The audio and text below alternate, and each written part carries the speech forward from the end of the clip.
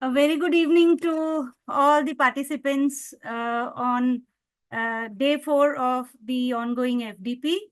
Am I audible to all of you? Today, we have Dr. Navita Gurwani, who has been your host for the past 3 days to take the session on venture capital and private equity and its role on funding startups in Industry 4.0. It will be an engaging session giving you insights about how the role of finance and these financial intermediaries, how they play a role in augmenting the idea of Industry 4.0.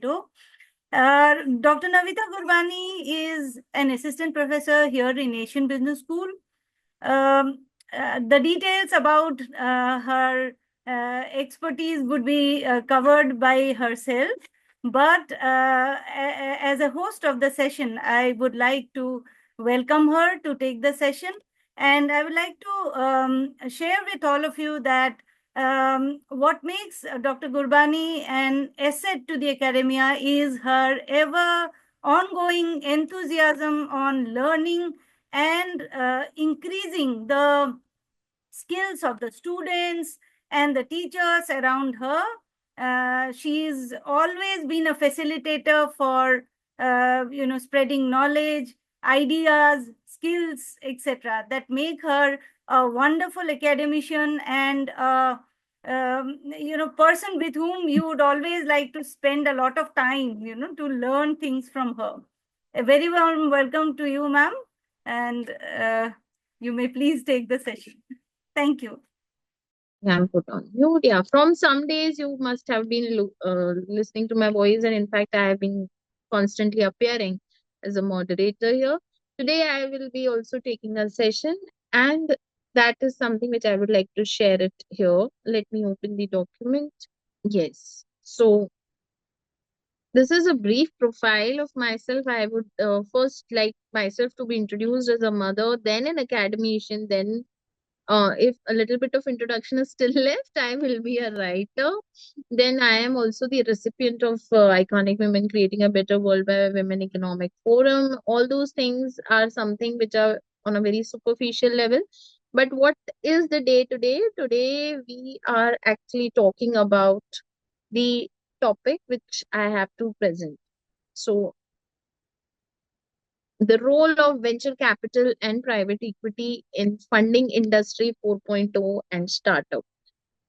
Since I have been here from the last 2 days, and we have been receiving feedbacks that the some of these sessions are being repetitive, and of course, when we talk about industry 4.0, everybody would like to start that what actually industry 4.0 means, so as to provide them a basic comparison between what was happening earlier, what is expected now under the circumstances of industry 4.0, and how we are heading towards industry 5.0.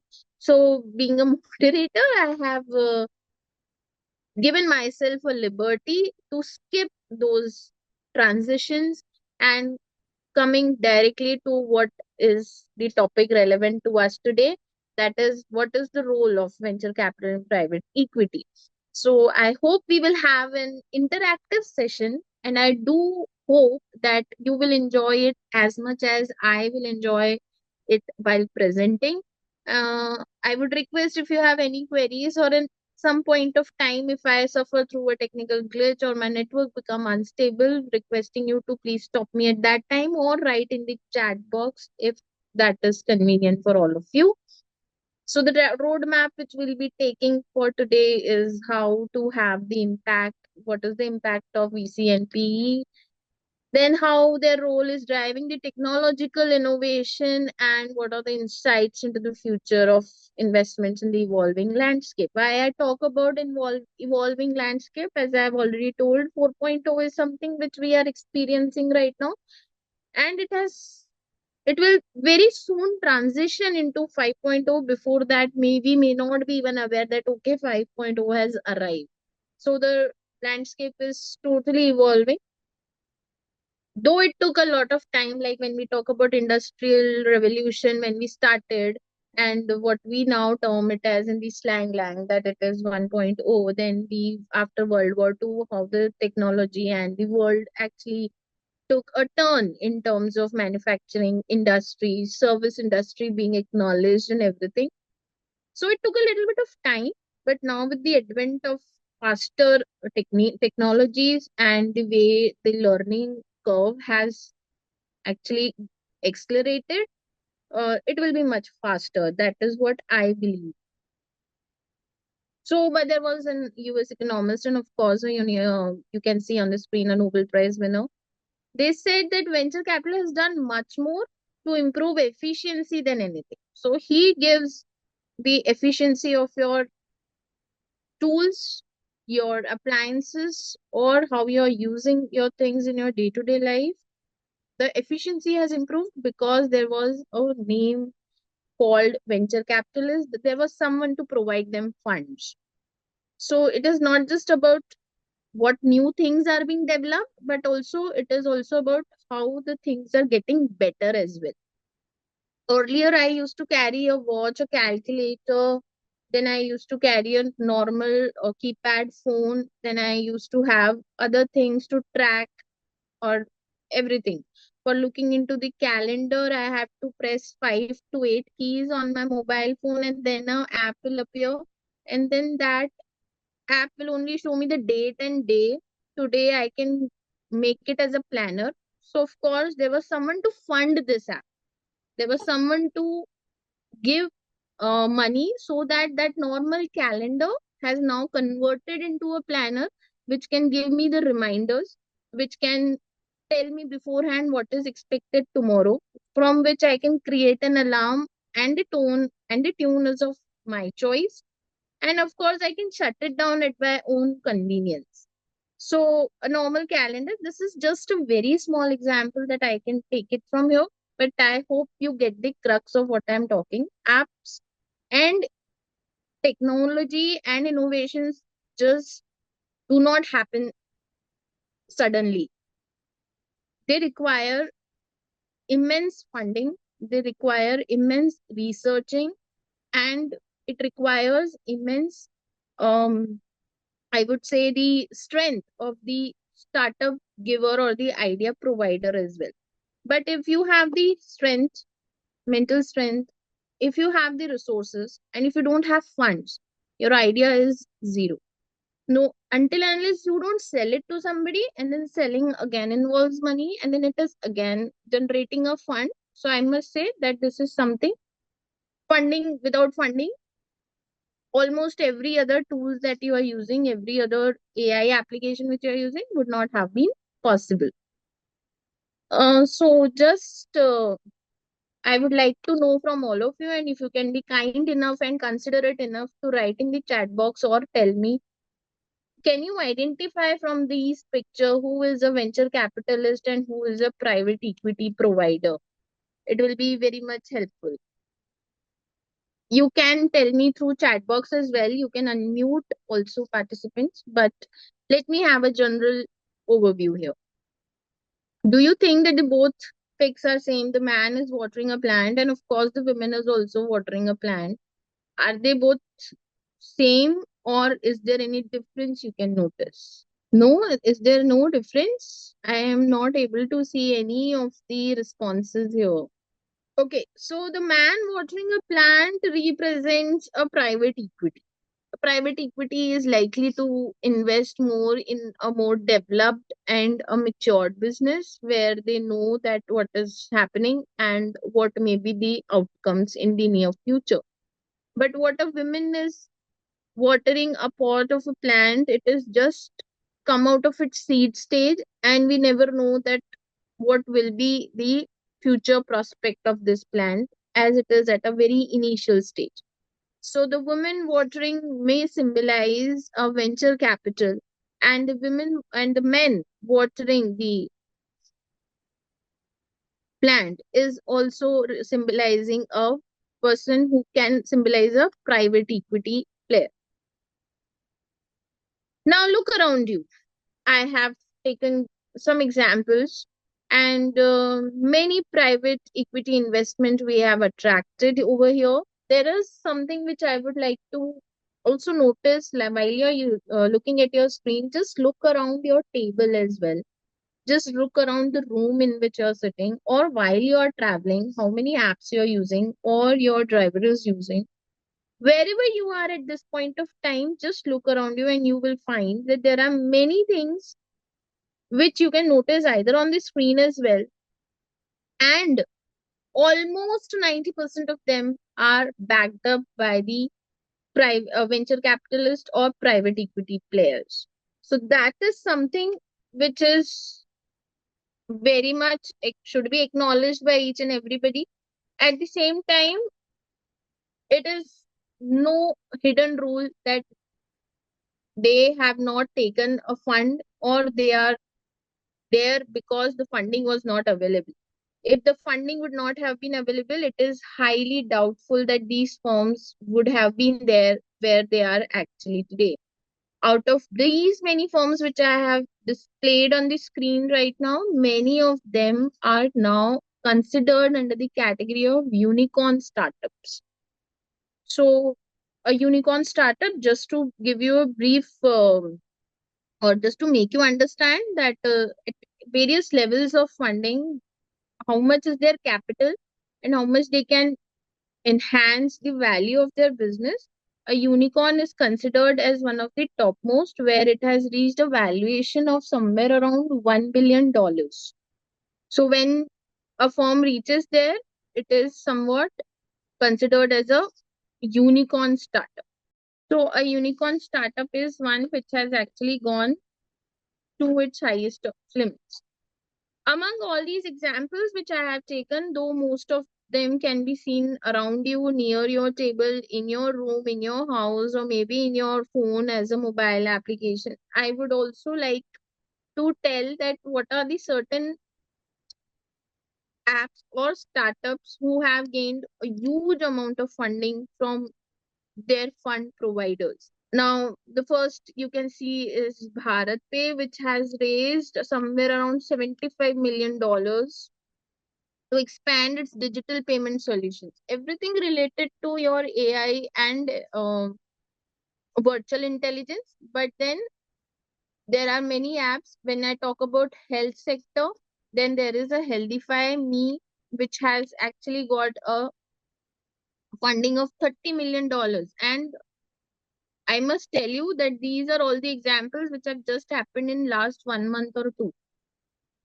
Maximum they can be from your September, but not beyond that.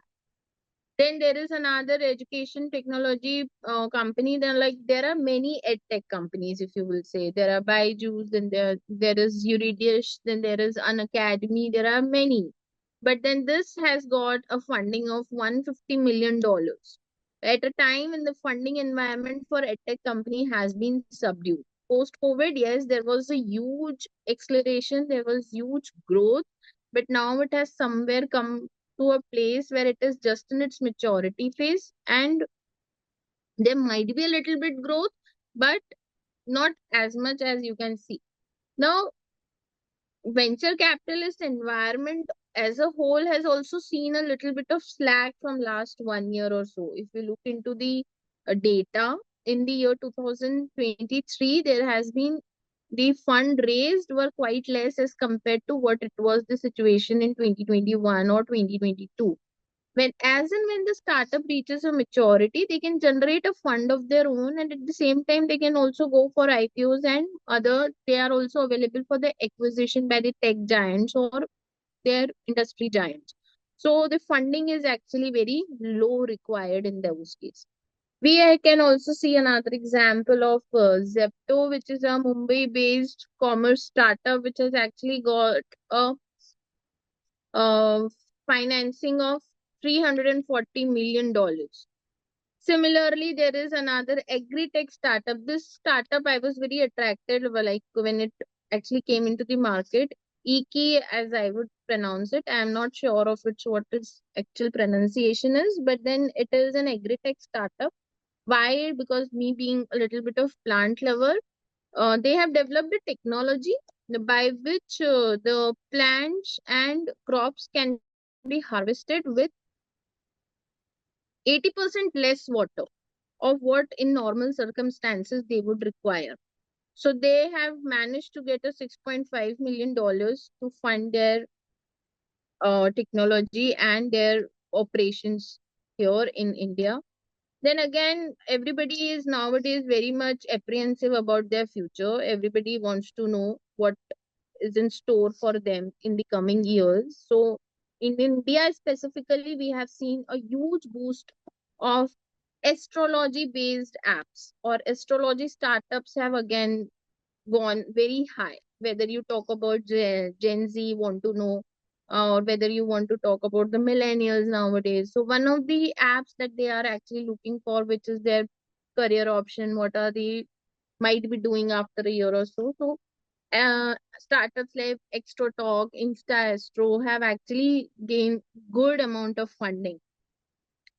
Now, these funding and everything is okay, but have you noticed one common factor here? I would like to ask, is there any common factor here which you have understood? Is it only about the funding, or is there anything else which is involved here? Whether I talk about this slide or the previous one here, I don't know if you would have noticed or not, but a very small thing. All are actually the apps which are now available, or you might be using somewhere or the other. If you not, then somewhere in your family you might be knowing it. They are simple businesses, but now those businesses have become technologically enabled, or we can say they are AI driven. When I put anything of my, like we were discussing from last 2 days also, if my basket is filled up and I have ordered, then next time when I order, it will give me suggestions of what I had ordered previously also. They would motivate me to buy those items again because they were in my previous order. So it is not just a business, but a business which has become artificially intelligent. At the same time, it is now very much smart enough to come to my phone and give me orders, motivate me to do such actions which will be beneficial for them. And in that whole process, they are not forgetting me as a customer. And there they are providing me certain concessions, certain discounts. Like suppose if my order is of 950, they will prompt me by saying if you order for 49 rupees more, you will get a discount of 10%. That means they want me to be ordering after 999. So this is what a business is doing nowadays. This is how the evolution of business has come. And I would repeat it again. These businesses or these ideas would not have been anywhere if the funds were not received. Though the concept is very nice, the whole scenario of business has changed. Everything is there.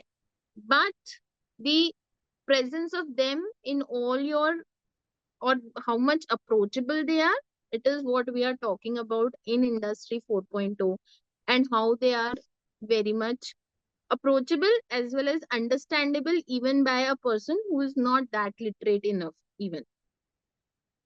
So let us talk about the realities of it, the realities of venture capital, or the realities of how the things do take place. So there was a misconception earlier that to run a business, you need to have your own source of income and not rely on banks or other financial institutions. This is a general business scenario. If you belong to a business family, or you being a typical Indian, you must have acknowledged others and you must have seen others as well. That it is not something that you are dependent on others. It is something that you want to develop, and therefore you need to have fund for it. And in a very lighter note, I would also like to add, in management, we often talk about 3F that actually provide you fund for your business. The first F stands for your friends, because that is the one person with whom you always share your idea with. I want to do this, while you're joking or while you're just simply sharing your dreams with. And therefore, if they find it okay, he's my good friend, they might give you some fund. The another F to which you go is your family. That okay, my friend has believed in my idea, but I need a little bit more fund. So give me little bit fund, so they may approach their parents or siblings or uncles or aunts and family, I would say. And the third F stands for fools. The fool who actually believed in you, who believed in your idea and is now ready to put in their money for your idea.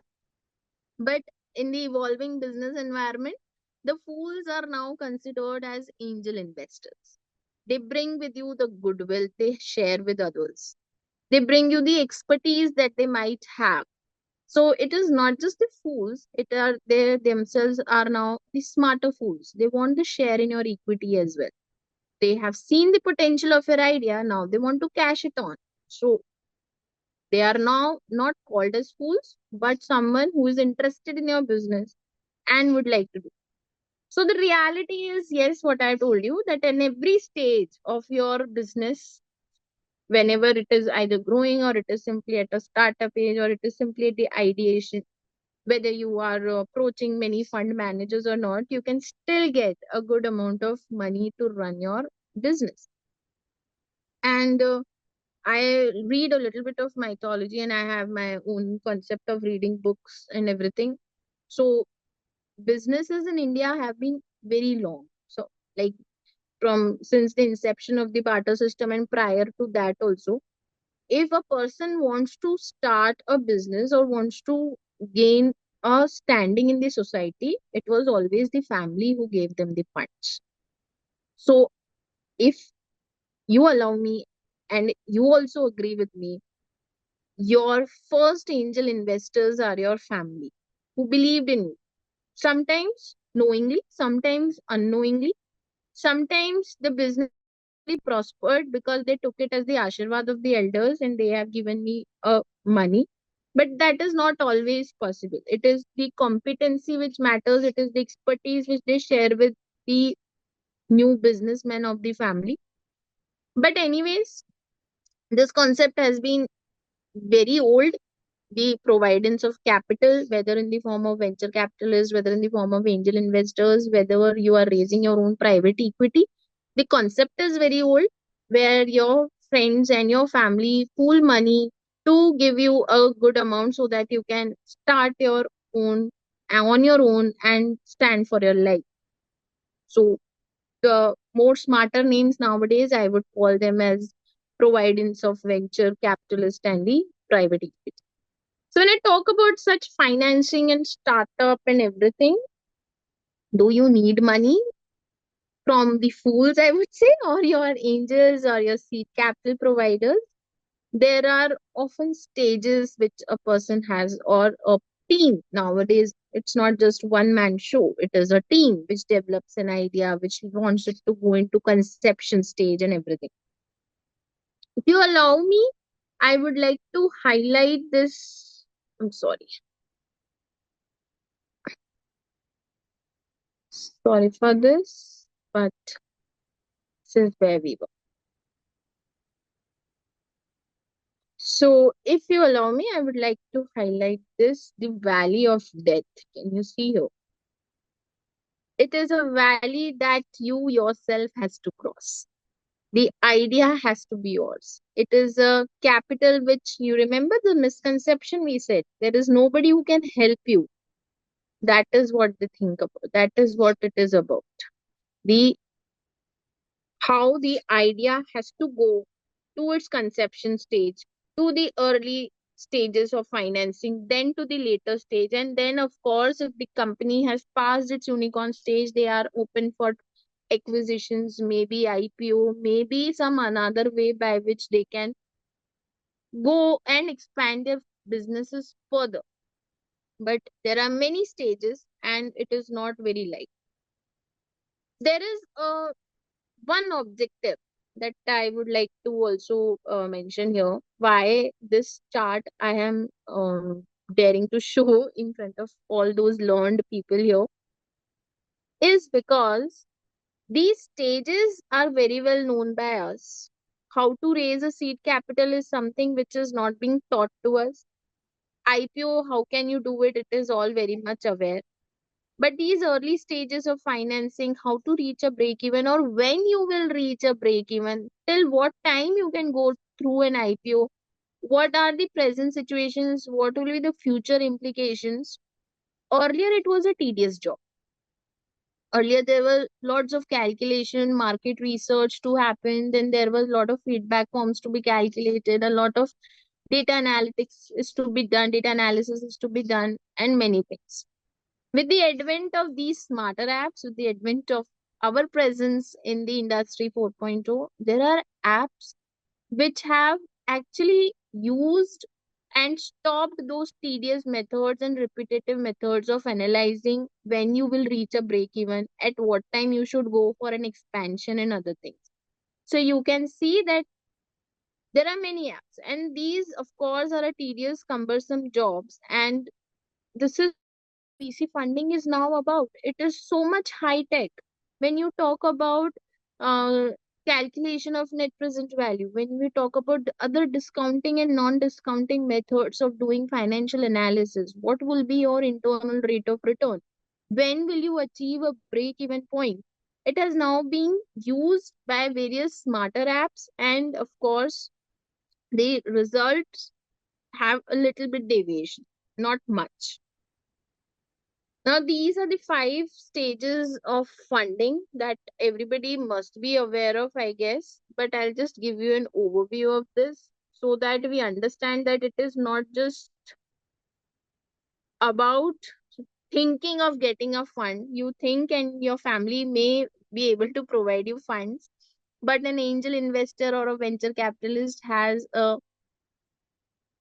series of rules, regulations, their criteria, their filtrations, and afterward only they can provide you such funding. So if you want a seed capital or if you want an angel funding, whether it has reached Series B or Series C, which venture capitalist often talks about in the financial implications of the business. What will be the further risk? What are the further opportunities for revenue creation? What will be the customer's point of view, whether it has gained many competitor base or not? But then we talk about mezzanine financing, which comes just before the IPO. The business has actually gone through a good growth. And mezzanine financing, for those of you who are unaware, it is a combination or a hybrid of debt and equity. So you get some capital in the form of equity, or they want to share in equity. Plus, they also give you in the form of debt. For all those who have seen Shark Tank, a very well known series which many of you must have seen or at least heard about it. So you must have seen they offer 10% equity may or 15% debt may, because debt is more reliable. You will get the principal amount back and the interest is yours. Equity only when the business earns profit. So mezzanine is a combination and a hybrid of it. And of course, bridge loans, depending upon when the requirement comes, the loans can be provided. IPO, everybody is aware, when the company has expanded enough and they want to have a share of capital from the general public, they can go and play and create, get the funds from the secondary market. I hope till here there are no doubts as of now. And if you feel that I'm going very fast, or if you want a clarification of something, I'll be more than happy to clear those things. No, ma'am, it's perfectly fine. Thank you so much. Then what is the venture capital environment actually trying to do for us? It is only trying to create a startup and a small business with long term growth potential. Now, is the long term growth potential really required? Yes, because ultimately it's a business. A business has to last long. A business has to be innovative. A business has to generate revenue, and there has to be no other option other than this. Therefore, if it is having no long term returns, if the revenues are very short run, venture capitalists will not likely be interested in investing those funds. They are taking a risk only when they find that the risk is worth it and the returns will be as per their criteria. Now, since there are many financial institutions also, there are many banks also, there are government aids which a businessman can have. But we have often acknowledged the fact that whenever the business becomes risky or the involvement involves a certain uncertainty from the market, they often pull their hand. It is when the venture capitalist and private equity come to place and bring together the innovation. If you talk about meta solutions, if you take an example of Alphabet, if you take examples of what the pictures which I have showed you, the brand logos I have showed you, it is only because of the innovation they are today the unicorn startups. And our first thought would have been, why not banks? Why they are not giving them? It is only because the protocol and the type of loans which they can be provided, they have a basic risk criteria beyond which they cannot afford to lend the loans. So here again, because of these private equity players and the fund providers, we get those innovative techniques, technologies handy. When you have a business in a country which are booming, which are generating revenue, which are giving employment, which are also creating a huge skill centers, economic growth is something which will come. Economic growth, it is actually the societal benefit, a hidden societal benefit that economic growth is always associated with that. Now, these are very simple points that how it leads to significant job creation, innovative technologies and solutions, and how they contribute to the overall GDP growth. This is something which I want the participation from the participants here. That have you ever noticed that is there any sectoral focus by the government, or you have seen a certain sector getting different type of aids or is benefited by the government or maybe an institution? Good evening, ma'am. Yes, Uh, ma'am. Very good evening. I would like to say government is basically focusing on the SMEs, small medium enterprises. Yes, ma'am. Yes, because they are basically the way through which the financial inclusion can be done. Actually, Yes, yes, ma'am. Is there SMEs and MSMEs have always been the priority sectors. yes, ma'am. So that is something that they have never lost their focus, and that is Mm-hmm. something that we should also acknowledge that those are the revenue generating firms which should give a boost to MSMEs and SMEs. If you will notice the MSMEs where they are located, they create good employment opportunities for the people living there. The basic funda of developing them there is that only, Mm-hmm. and giving a job security. So yes, it has always been, whether it is any government, it has always been. Yes. Is there any other sector which you would like to highlight? If any one of you can write or maybe inform through the chat box or so.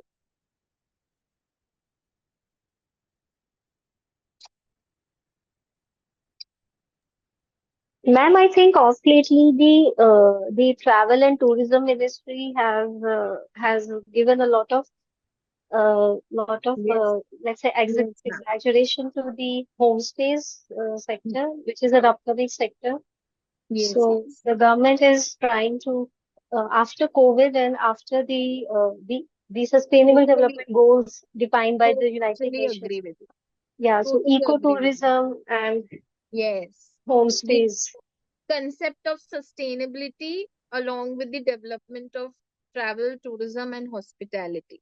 It is not just limited to travel tourism, but a component of sustainability has also been incorporated. I'll just give you just take a name of one person, Elon Musk. If you would have heard about it or read about him or maybe have seen his post or anything, Indian government has also given a lot of funds. To be very precise, I will quote the number here. Last year, Indian government gave 1,000 crore rupees just for the space technology, satellite application, and related fields. So imagine the number that we are talking about, 1,000 crore rupees. So, yes, majority of the startups you will see. And in fact, if you talk about him, he is planning to take people to the Mars as well. So yesterday, I think day before yesterday or yesterday, I heard him say that if you really want to die, why not die on Mars? Why are you trying to die in on Earth? So he is developing a, I would say, technology where you will reach Mars and might not come back, because he's talking about death there. So I don't know how many of the people will be interested there. But yes, space has now ventured into our lives, though 5 minutes before you will say that ma'am was talking about astrology and now we are talking about space. But of course, in another context, both are very different. But space technology is something that has gained the interest of many venture capitalists around the world, and Indian government is no less or not behind in that. So there are many unicorns which have been using these space technologies and related fields, where they have developed the apps and providing of energy efficiency. If you talk about the resources which are employed there, apart from, yes, as you have taken very good examples of MSMEs, health, tourism. Health has always been our priority, and if you look at the health related apps or technology innovations, you talk about Procto, you talk about Healthify Me, you talk about Farm Easy, you talk about any app or the fitness gyms online which they are providing. It is all funded by venture capital. So again, I will repeat my sentence. The business is as good as the fund is. Okay. Or if some of you might agree, if the fund is good, sometimes the businesses also become good. You may have $1 million idea, but until and unless you don't get those $1 million, it is very impossible that that idea will be reaching to their prospects, ultimately to their customers, and will have a life of their own. So yes, we had a talk of AI influencing, we talk about IoTs, we talked about many bigger things, but the funds remain the same. If you have no funds, these might be somewhere lacked in the society. Now, what is a system of startup ecosystem? Necessary capital, of course, they will provide. They will offer guidance and expertise. They will also connect you with their potential customers, or potential buyers, and investors. Now, I'm sorry, the word is repeated again here, but potential customers and investors. So ecosystem is developed such that even if you contact us and we are not able to fund you out, there might be other players who would like to help you in the same field or run your own business through. But it may not fill up with our policies or our filter or our guidelines, but there might be others. So they provide a total ecosystem of that. So these are certain challenges which I have come to know, that economic fluctuations often happen. We have seen that economic fluctuations are something which are derived from macroeconomic factors. So those are nobody's hand, not in control of anybody. Regulations and compliances have always been something which have been a gray area, because as you share more information, like you have put on your gender, your height, your weight, everything to an healthy health app, and now they are often telling you what should you do and what should you not do. We are not sure how much of the data is still being shared with us or any other people whom we are not aware.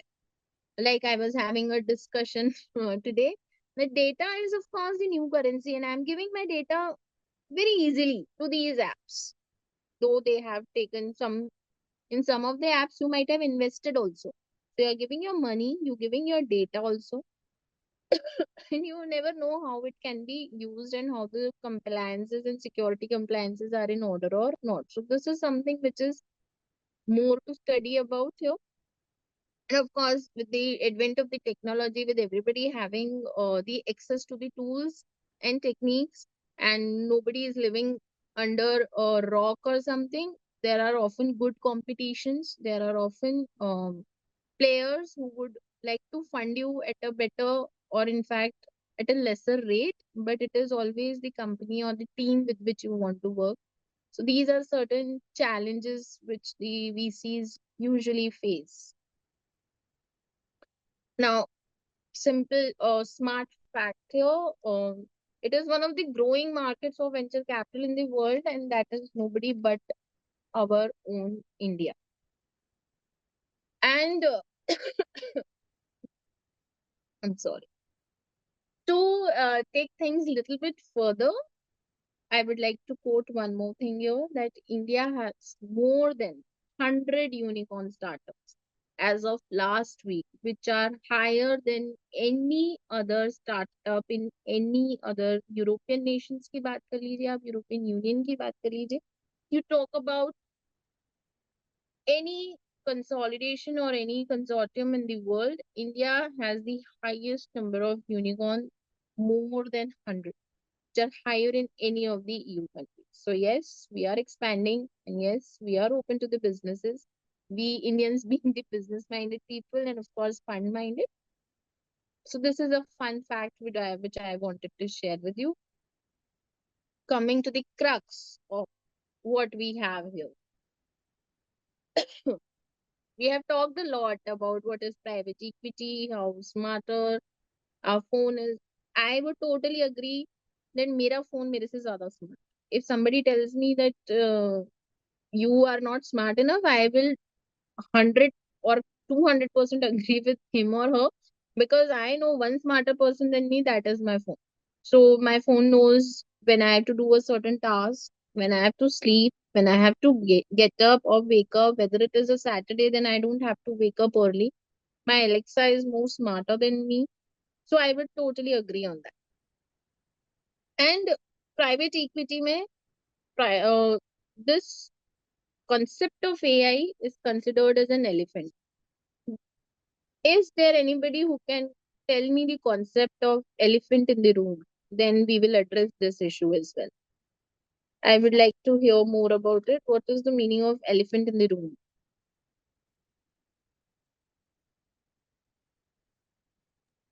Ma'am, in general, are you asking the meaning of Yeah, the in general, what metaphor? is the Oh, okay, meaning okay. of elephant in the room? Elephant in the room is a metaphor used for something that people are. It is there, but people are not accepting that it is there, and Yes. they are not. They are not trying to. Their mind is probably not able to relate to it, that it has come, or it actually exists. So that is what is called as elephant in the room. Yes, that means the problem is there. It is there. But then we are not acknowledging its presence. We are simply Yes. ignoring it. And it is big. It is not something to be ignored, but we are still doing it. So, yes, as I talked about the data privacy issues, the type of information that those people are actually taking from me, they are also taking my money. Earlier they were startups, and now they have the IPO of theirs, and now I'm investing in them. So I am giving them money as well through the secondary market. Now I am being smart enough to give them my data also. They know where do I live. They know where do I go every day. If your location tag is not at all disabled, after 1 month or so, your Google Maps will give you a overview of where you have been last month without you asking it, without you being knowledgeable about it. You must have forgotten that you had eaten jalebi at Chandni Chowk or so, but then the Google Map knows about it. So this is an issue here, which we often ignore, which we are aware of, but we do not want to acknowledge its presence. That is the elephant which we are trying to say. The private equity has taken the funds, will provide the funds, will enable a long, sustainable, maybe sustainable, I'm not sure of it, maybe good growth for the country, for the world as a whole. What purpose it will serve for going to Mars, or what purpose it will have for me as a person, whether which other galaxies might be there in the world. But ultimately, till the life I will be having, my whole data is been transferred to a certain app, and they know where and other privacy related issues of me. As far as funding goes, there are fund related issues as well. as I have already mentioned during the start of the session as well, that the funds have considerably declined during 2023. The growth or the burst which we saw during the 20s, 2017, 2018, it is not the type of growth that we are expecting today or maybe in the years to come. It was an era, it was an year of bringing new ideas. Now it has become a common concept, but funding remains not so common. So let us address to this elephant what this elephant is actually trying to tell us and what actually addressing it means. So if you all allow me, let us address some of the issues that this elephant is trying to tell us. First is AI is complex and of course evolving rapidly. There are often knowledge gap among the private equity players who do not actually are technically sound. They lack a technical background. So whenever they are using an app, instead of doing a market research on their own and using the data enabled apps which will be doing market research on their behalf, they don't know what is the credibility of. It may be somewhere around the moon which they are doing, but the personal touch of collecting the data, I'm just taking it as an example.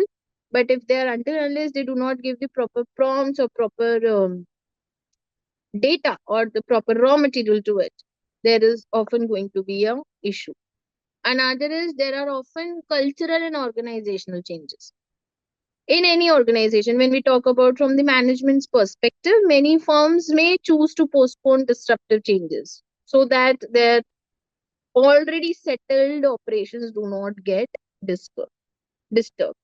We also talk about how to minimize the risk and secure the stable returns when we talk about private equity. But then we are also not sure of what the AI can be in the emerging technology. It seems very daunting or it seems very confusing at this point of time. Though we can see that there are many countries which are way ahead of us, the technology is way ahead, and the lifestyle again is somewhat which may claim is higher or having a higher order, but we are never so sure about it.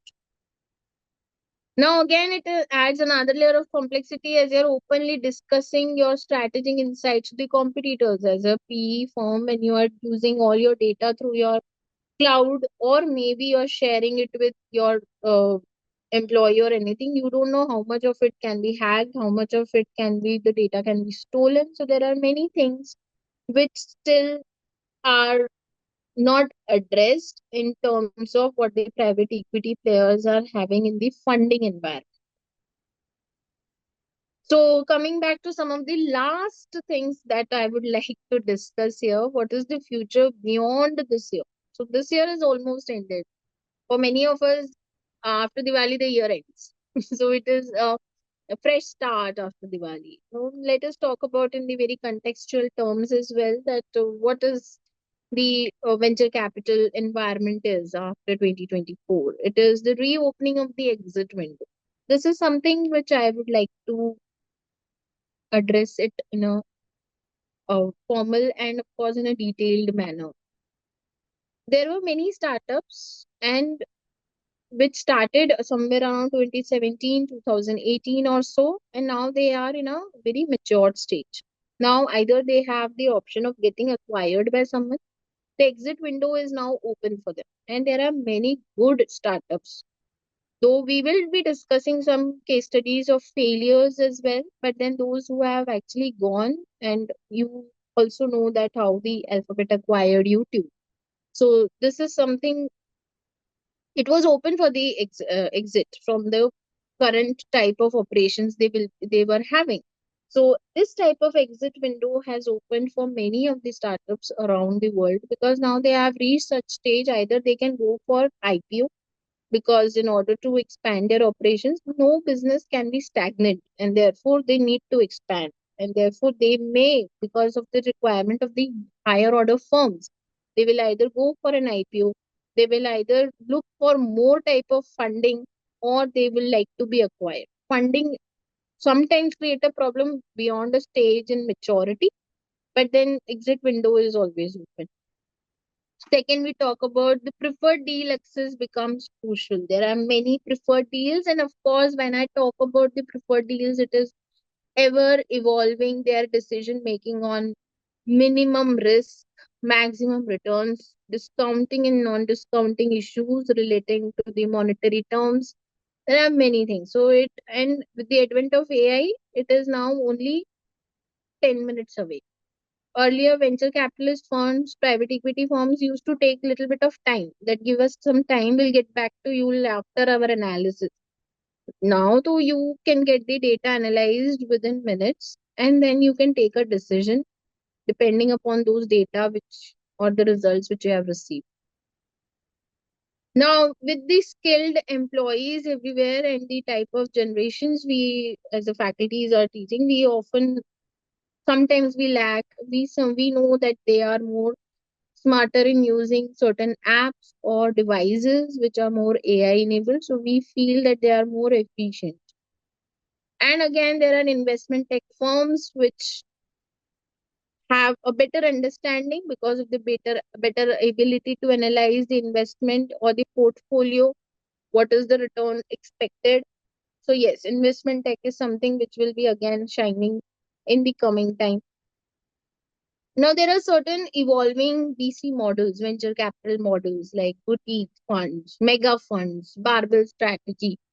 I don't know how many of you are aware of the boutique firms, but just to throw some light on it, boutiques are the type of fund managers which provide for smaller businesses, very small businesses. They are not interested in major marketing tactics or endorsements or celebrity engagements or influencer engagements.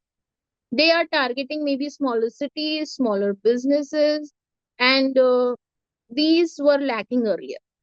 If you ask me, those were already present. If you go to the informal market of India, that is highly accomplished as well.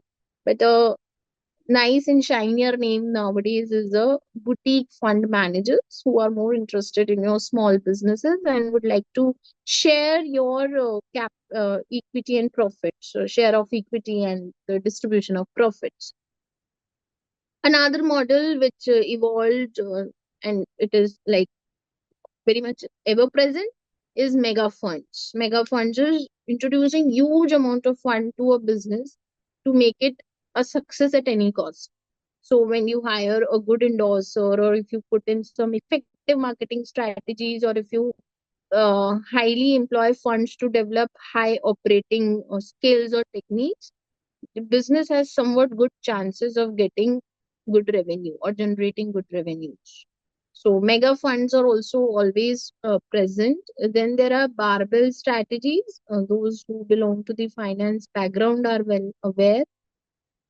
Barbell strategy is a combination of investing in very small funds or with no risk at all, and then investing in the funds which are highly risky.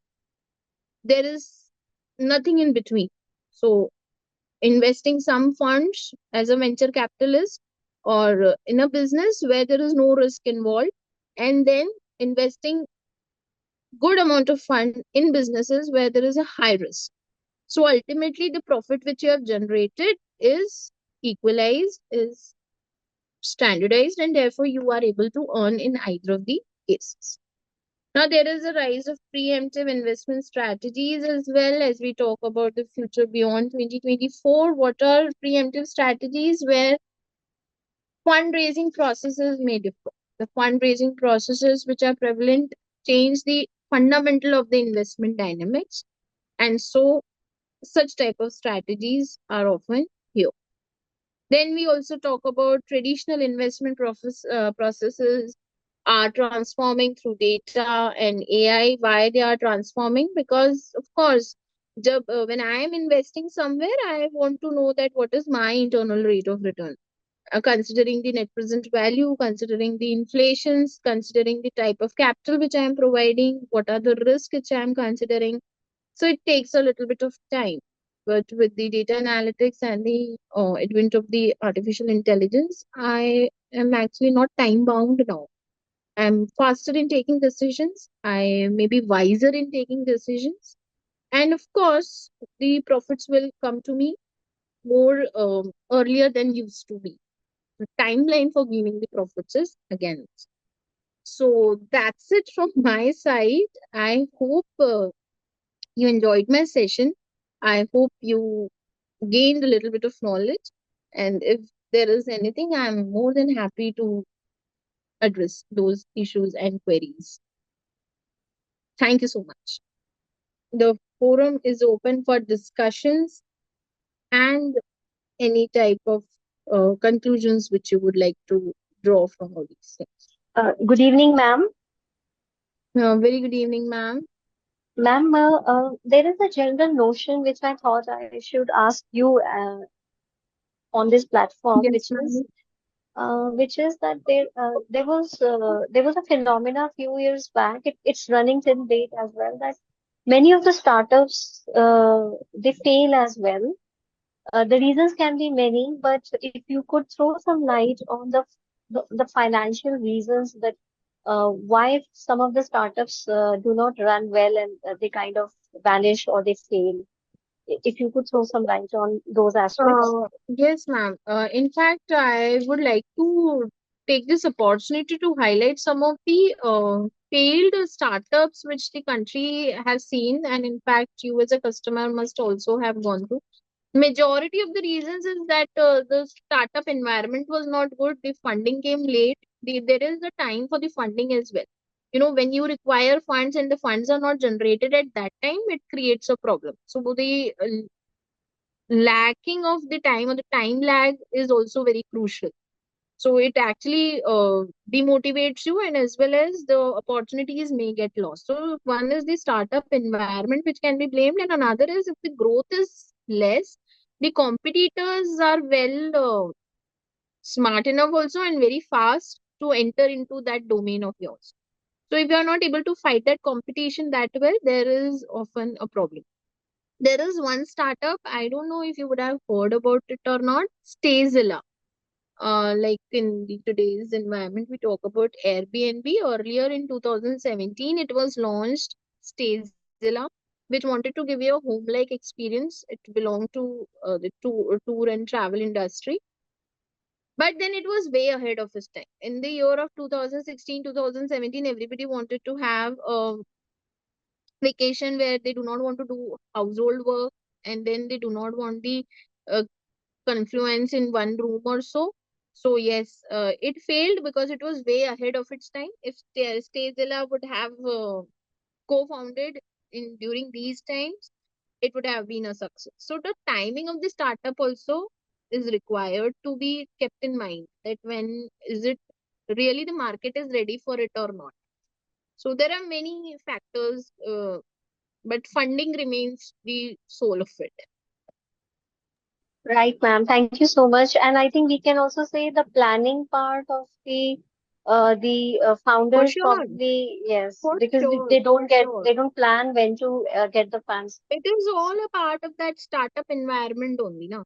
So if they would have pre-recognized or known that this is not the world is ready for, then maybe they would have postponed that thing. So it is all a part of how the startup environment is created in and around that business. So yes, totally agree. Thank you so much, ma'am. Thank you, ma'am. Thank you. Ma'am, I have a query. Yes, ma'am. What exactly, or what are the set of reasons that might be leading to such a small life cycle of, good startups? Like what I find is that there are so many startups which come with a lot of promise and, in very short time, they Hmm. just fizzle out. What might Yes, be some ma'am. of the... Yes, ma'am. Ma'am, there are actually many times we have seen that the startups have do not have got the lifetime which they wanted, is only because they were not able to capture or to give good competition. They had good competition and they were not able to overcome it. The example of it is an there was one startup which was named as Doodh Wala. So it was launched with so much hype and everything, and it was good that it was targeting somewhere around 30,000 households in New Delhi or so, and it was going great. But the idea was soon caught up with the competitors, and suddenly we saw the emergence of milk basket. We saw the emergence of uh, similar like things, and it simply could not run up or catch up with the competition which was there. So to catch up with the competition, it is not just the strategy that you need, you also need the good fund to cope up with their marketing strategies and good fund to innovate in your existing operations, hire good team.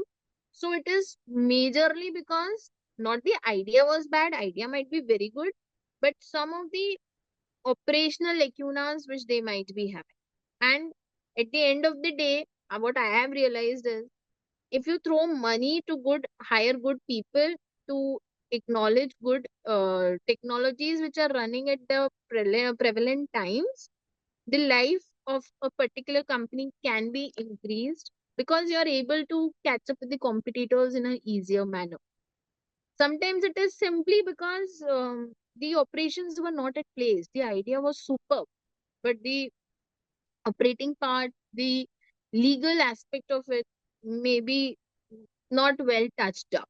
So yes, there are many things relating, but some of the reasons which I may think as of my experience, which I have studied. So I hope I'm able to answer this Thank you, properly. ma'am. Thank you so much. Anybody else, if you have any question, please ask. Yes, I have one question, Professor Mehta from Ujjain. Good evening, sir. Good evening. Wonderful presentation from your side. I appreciate your all efforts. Thank you so much, sir. The issue is Thank you so that, much. yeah, how to prepare the mindsets of the younger generation, especially the postgraduate students, especially final year students, to Yes, sir. take up these initiatives, Initiatives of joining this kind of business initiatives. okay, business initiatives. Okay. So nowadays, though, I have found many students who do not want to work under somebody and want to have a business of their own. If they are still lacking that and something, a business or a startup remains yours till the time you do not give it out to the public or till the time you don't get acquired. So if you really want to work for somebody, you should be working for yourself. This is what businessmen often would like to tell you. How can you encourage a student who is still in its learning phase, who has still not gained an experience of the market? Then it is simply through acknowledging and making them visit those environment, those startups, and then making them aware that it is also a part where you should be working on developing those skills. It is not just about the managerial skills, it is also about developing the entrepreneurial skills.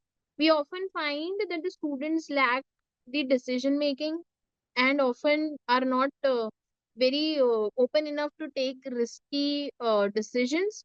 So developing those entrepreneurial skills, giving them live examples, making them go through all those things is something which as a faculty we can do.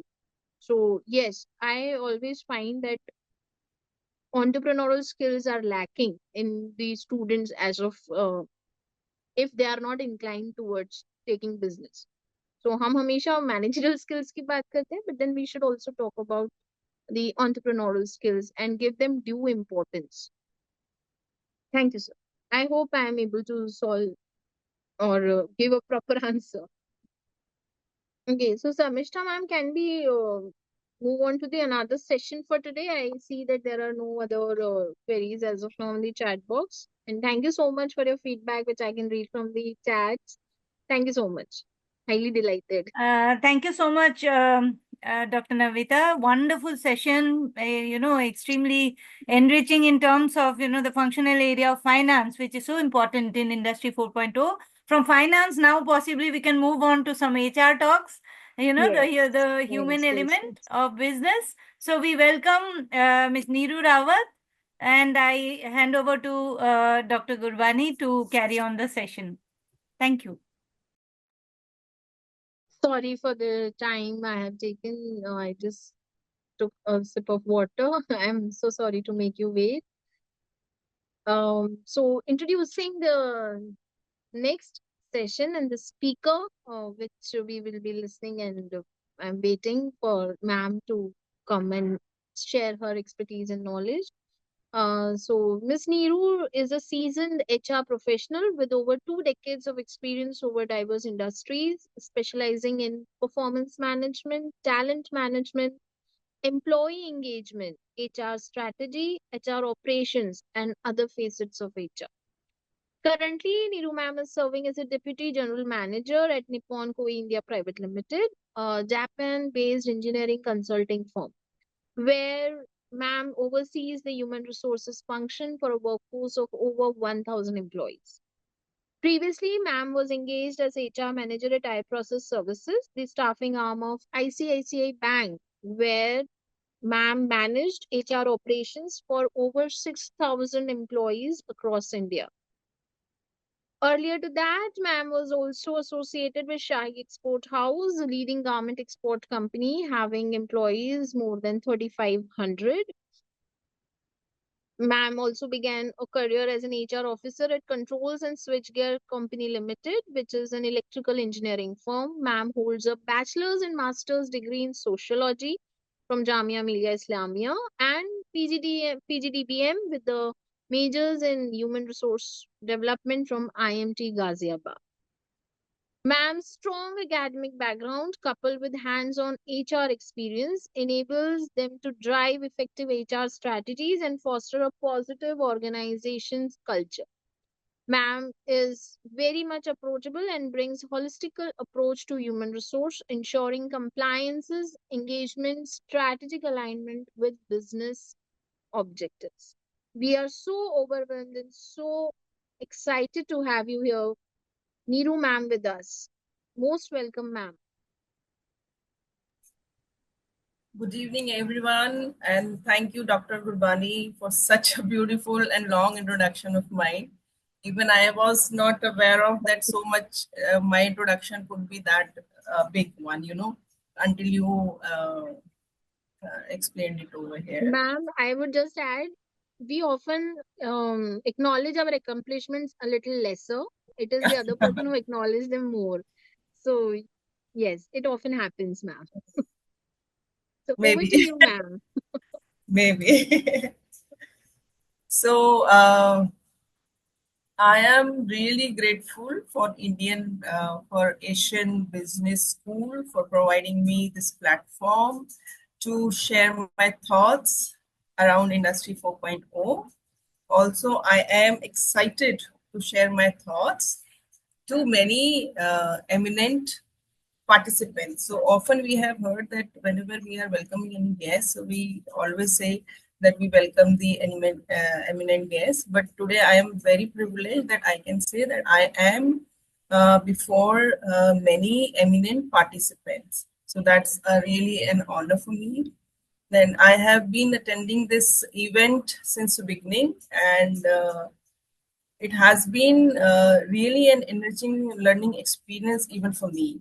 So thank you. I would like to thank Dr. Sarmishta Sarna to invite me in this event to participate as well as to attend this event, and to participate as a participant and to give me this platform to share my thoughts as well. So today, of course, I have also been experiencing this since for last 2-3 days that we have enough spoken about the Industry 4.0. So I was discussing the same with Dr. Sarmishta in the morning also, that I had to, in light of the knowledge all of us have gained in last 3 and today 4 days. I have to keep changing my slides often because the content which I prepared for this event was consisting a lot about the Industry 4 as well. But today I would not talk much about the features or the characteristics of the Industry 4, but will I'll try to focus the discussion over the topic, that is the leadership and the change management in the industry 4.0. So because I am an HR professional, so I think you will find my thoughts quite aligned towards the aspect of the human resources. So I think let me share my screen. So Dr. Gurbani, can you please confirm me if my screen is visible? Yes, ma'am, it's visible. We are able to see it. Okay. So let's start with the topic of today, that is leadership and the change management in Industry 4.0. Just to give you the feel of the this class or this presentation, because I am broadly going to cover about not much about industrial revolution, but change and its characteristics, common people changes, challenges when we actually go for the go for the organization change management. Then what is leadership in the context of the change management, how to bring change in an organization, and leadership and the change management together. So I think it will not be out of context if I share at least one slide over it. So as by now, all of you, including myself, is well equipped with the information about the industrial revolution, industry 1, 2, 3, and 4.0. So 1 was characterized with mechanization, steam, water power. 2, mass production, electrical power and assembly lines.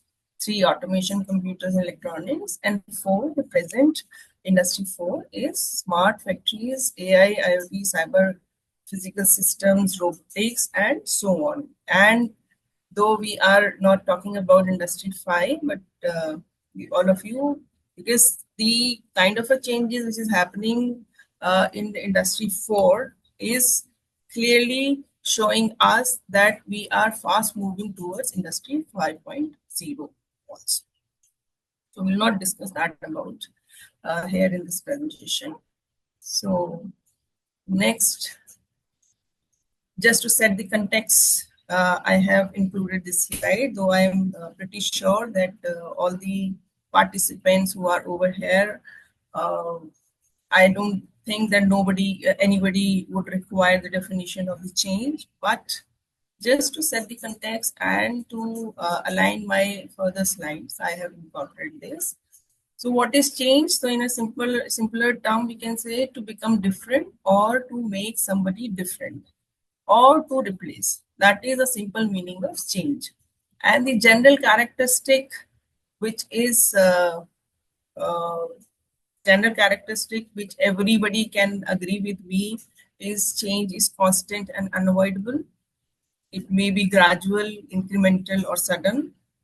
It alters the course of event in the different ways, because change is changing the current situation. The process of change is often multifaceted, involving numerous interconnected variables, and change always comes with the resistance. So the fifth point is the one which is very important when we talk about the change in context of the human resources. So why this resistance comes from?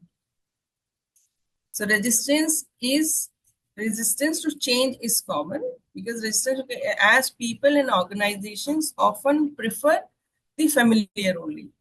They are not so open to welcome something which is not familiar to them. So this resistance can stem from fear of the unknown, lack of understanding, or discomfort with the new approaches. So that is the main reason of the resistance, which is common among the people. Then second is the change can evoke a wide range of emotions. Human is a bundle of emotion. Humans are a bundle of emotion. So that is very obvious when something which will provoke their routine things, will certainly evoke their wide range of emotions. So from excitement and hope to fear and anxiety are the main emotions which are evoked through the change. These emotional responses can influence how individuals react and adapt to the change. Then third is the outcomes of the changes are unpredictable. That is also one of the major reason for the resistance, because anything which changes, generally people do not know that what is going to happen until the changes are the routine one. Like the one of the changes which is very common to common to all of us is aging. If it is aging, of course, the unpredictability is not there, but even then the acceptance is not there. So the changes which are coming with unpredictability, of course, that will bring the resistance. So even with careful planning and unforeseen circumstances may erupt through the that is why even we may fail. We can plan, we can plan them, strategize the changes, but we can fail also. It's not that always we achieve whatever we are striving for. So that fear of fail is basically is the unpredictability of the change. Then change often introduces challenges. Of course, the change will change the course of the action of your even daily life. So change often though includes changes as it disrupt existing routines and comfort zones and the expectations. So while change can be difficult, uh, it also creates opportunity. So we all will agree with this, for growth, innovation, improvement. It can open doors to new possibilities, skills, and ways of thinking. So that is one positive point which comes, which basically helps the human to deal with the change. The way change is perceived and implemented depends on the surrounding context of the workforce, that is cultural, social, economic, political environment, all plays a role in shaping the nature of the change. Right? Then is change management in the context of an organization. It is anything that prepares people for the transformation and drives transformational performance. So transformation can encompasses anything from digital initiative, business shifts, market changes, new projects to other areas that remain relevant to the organization. So anything, uh, transformation in anything which is relevant to the organization. Through effective change management, we prepare basically our people for these transformations and drive the entire organization towards enhanced performance. So it's not just about evolving the skills or the attributes of the workforce, but it is transforming the organization as a whole, financially, operationally, strategically, and in terms of protection and compliance as well. But and also depending upon the scope of the change. So whatever the scope of the change, it is basically the transformation of the people as well as the transformation of the performance of the organization as a whole. Thus, transformational changes hold significant stakes, impacting nearly all aspects of the organization. Right? Then let's discuss about the common people challenges when we go for the transformational changes in the organization. So broadly, we can categorize the challenges with the people in 4 categories. One is the intentional resistance, unintentional resistance, misunderstanding, and misalignment, right? So intentional resistance is very evident in the is very evidently and evidently visible. Here people are just oppose the change, just oppose the change. So you will find many, not many, but quite a few in the organization who will, whenever you will talk about the change of any kind of, be it the digital change or any kind of change. So you will find some people around the organization who will just simply oppose the change because it is going to change their comfort zone. And you will see these evidently opposing the change, the people are among the stakeholders only, because basically when the organization goes for the transformation, when they see certain area which needs the improvement or which needs the enhancement, so that the organization can achieve the goal within the set time, or within the set time, or to either set time or to increase the efficiency, or whatever the reason the change is bringing in the organization. So they are the people who are these, because these stakeholders are generally the people who are grossly and directly involved with the processes, and responsible for the productivity or the outcome of the processes. So these people who are directly involved in the processes are many a times the people who resist the change. Then they sabotage, refusal to accept changes. They sabotage the image of the product, they sabotage the image of the the team of the change management team, and and if it is not mitigated, can spread like a cancer in the organization, because these people are the fear-free people in the organization, generally fear-free people in the organization, and they tend to nullify the mind of the other people who are in the gray area. So generally, if you generally, at least I have seen in my life, whether it is personal or professional. So in the life, we have the gray area, which is the largest one. So the clear area, yes or no, are the very takes the place in the life very less, but the gray area takes the place the greatest. So so is with the organizational workforce also. So the people who are in the gray area, they are very much attack on them, and try to uh, influence them with their ideology or the thoughts. Then comes the unintentional resistance. Unintentional resistance is basically can be seen in the organization more than the intentional resistance. So unintentional resistance, if I talk about both the resistance, if I compare both the resistance, then I would say that the unintentional resistance is the tip of the iceberg, and rest of the unintentional resistance. So unintentional resistance are basically those resistance of the people which which through the change management can be addressed and mitigated, and thereby we can do the change management smoothly in the organization.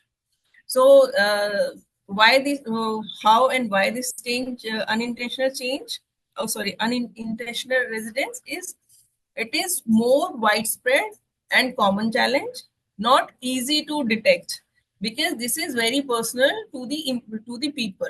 If the change management team or the leader do not work on the ground, they will not be able to detect it, because these unintentional resistance are personal, and it comes out of the fear and anxiety and maybe ignorance. So people do not uh, speak about or discuss about this kind of resistance. Then fear of loss. What kind of a fear they may face is fear of loss, perceived lack of value in the future. That is very much prevalent in any of the organization whenever you are bringing some change which is going to affect their very core area of the work. Then fear of unknown. Maybe it is commonly says no that the known giant is better than unknown giant. So that is a common mindset of the people. That is why they fear the unknown. पता नहीं क्या होगा, कैसे होगा, क्या कौन करेगा, हमारे साथ क्या होगा.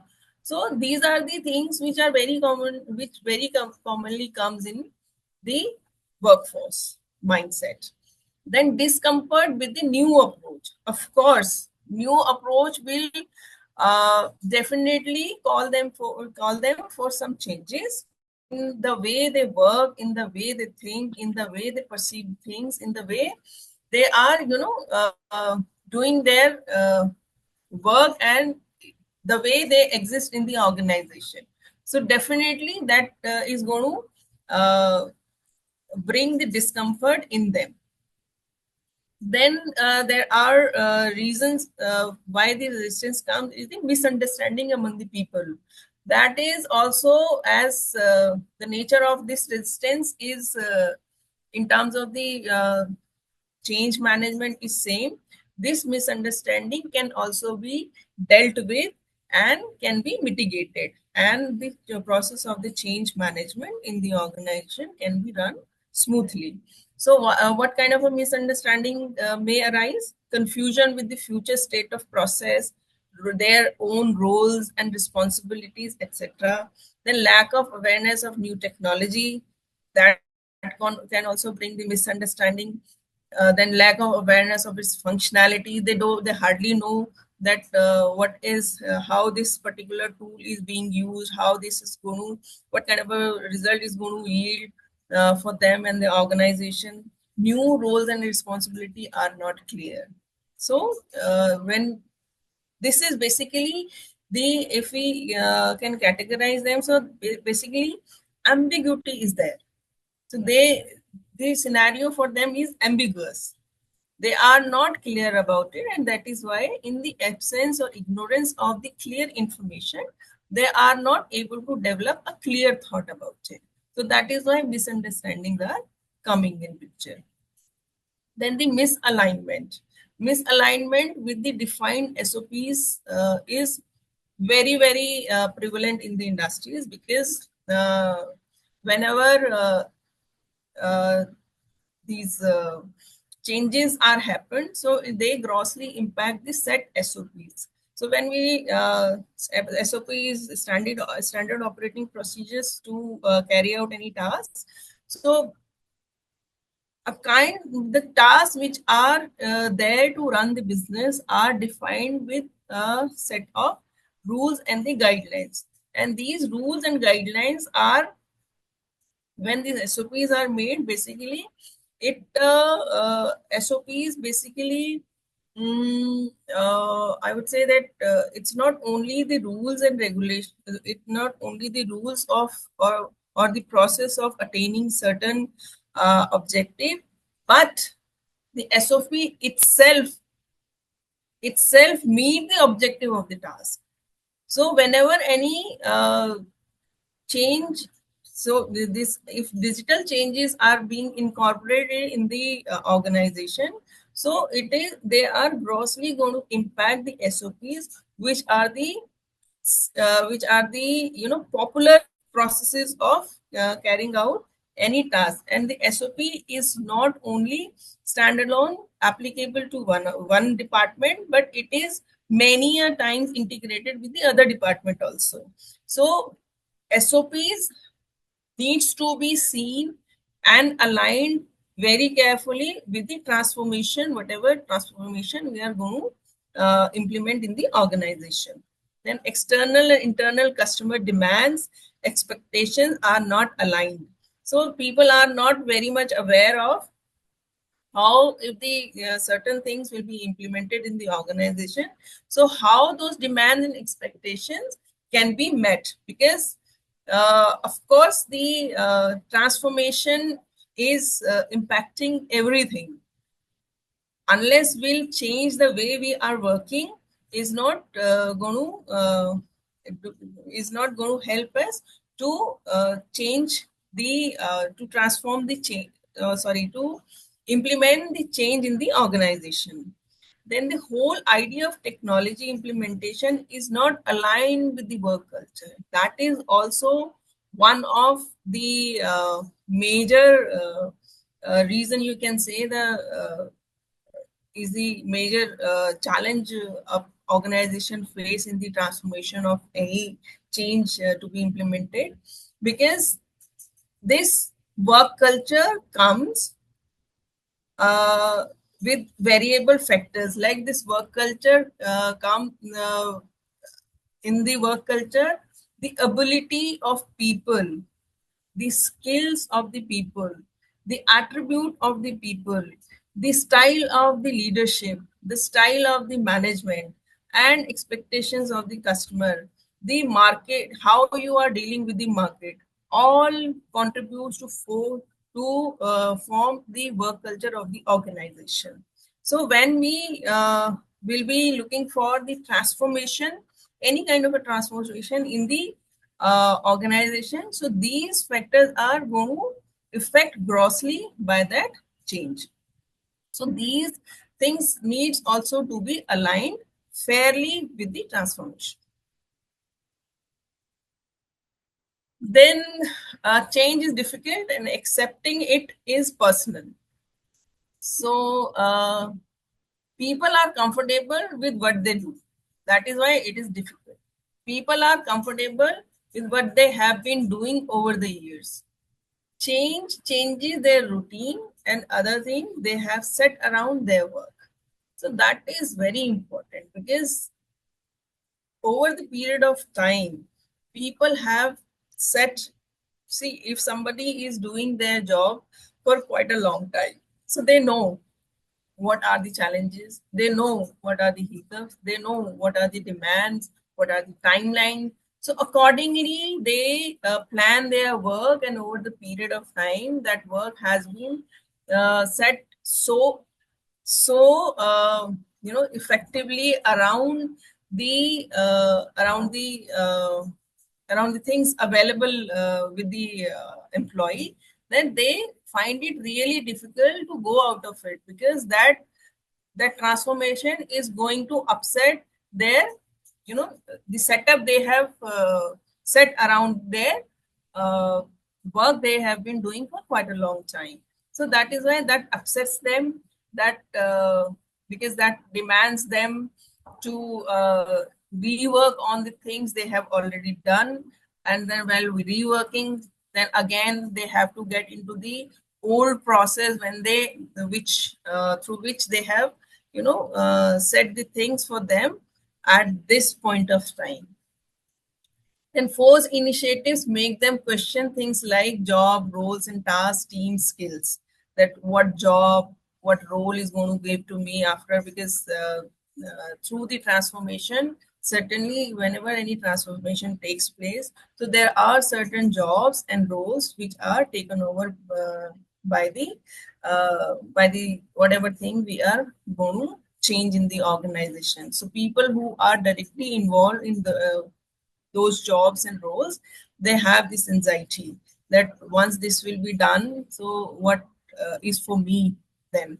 Then how, if I am going to remain on the same task, if I'll be requiring the same task to be performed even after the transformation, even after the transformation, so how am I going to perform that? So that those are the certain questions which comes there in employees mind. Then the teams also, for particular task, if I have a team, and with the transformation, if those tasks if those tasks are replaced by the transformation, then what about my team? Sometimes worried about the team member, and sometimes worried about him or herself, that how will I work without a team?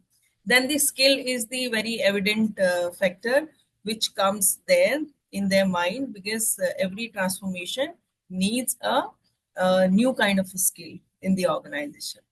Then there are people in the organization who accept the changes. So why do they accept the changes? So it is not all the time that because they are in the organization and they want to go with the goal of the organization. That is a very ideal situation. That is a very ideal thing to think over. But why do people accept the change? Because sometimes people who accept the change understand and believe in the new direction.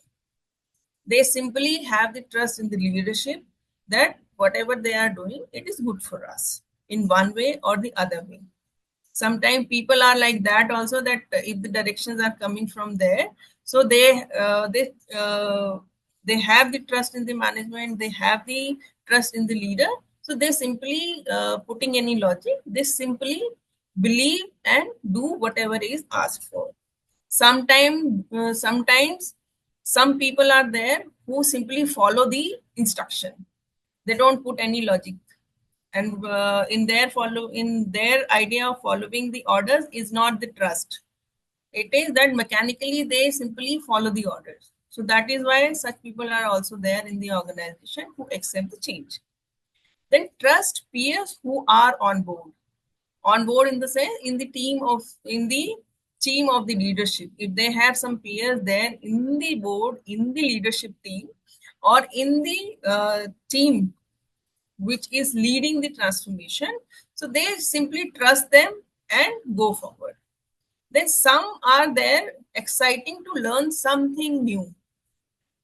There you will find many people there in the organization who are there in the organization just doing whatever is coming to them, but they have the aspiration to learn something new. But due to one reason or another reason, they are not able to take out the time to learn new things, take out the, sometimes they might have a financial difficulty that they are not able to do the new learnings. Sometimes they need some force to learn new things. So there are such set of people also who are excited by something new is coming in the organization. Then problems they are aware of are being addressed. So there are set of people who know that I am doing this job which can easily be done by the certain other methodology or by certain other method, and they are in the problem and they are not able to get out of it, and they see a ray of hope in the transformation, that these problems will be addressed through these transformation. Then there are set of people who are changing enable them to keep their job. You understand that? Changing enables them to keep their job because the kind of a work they have been doing may be redundant. The kind of a job they are doing maybe has done away with the organization, or they may be doing something which because of the ignorance of the management, or because of the uh, maybe culture of the organization is such that they are being ignored. And then with this transformation they have something to keep in their job, that then rewarded for changing. Then in the strategy of bringing that change in the organization, uh, management comes with many rewards, that if certain things are achieved then there would be kind of a reward. If certain milestone is achieved, then the reward to the employees. If certain team has achieved something, so the rewards are there. So that is also there, rewarded for changing. Then I will discuss something about leadership, because I strongly believe that these changes, the industry changes are not in the control of in the control of the organization. They are, the industry is evoluting or revolutionizing in their own pace, if the leadership, if the organization do not address these changes, then it is very difficult for many of the organization even to survive. Therefore, the leadership is very important because the changes outside can be addressed and can be taken in the advantage of the organization by the leadership.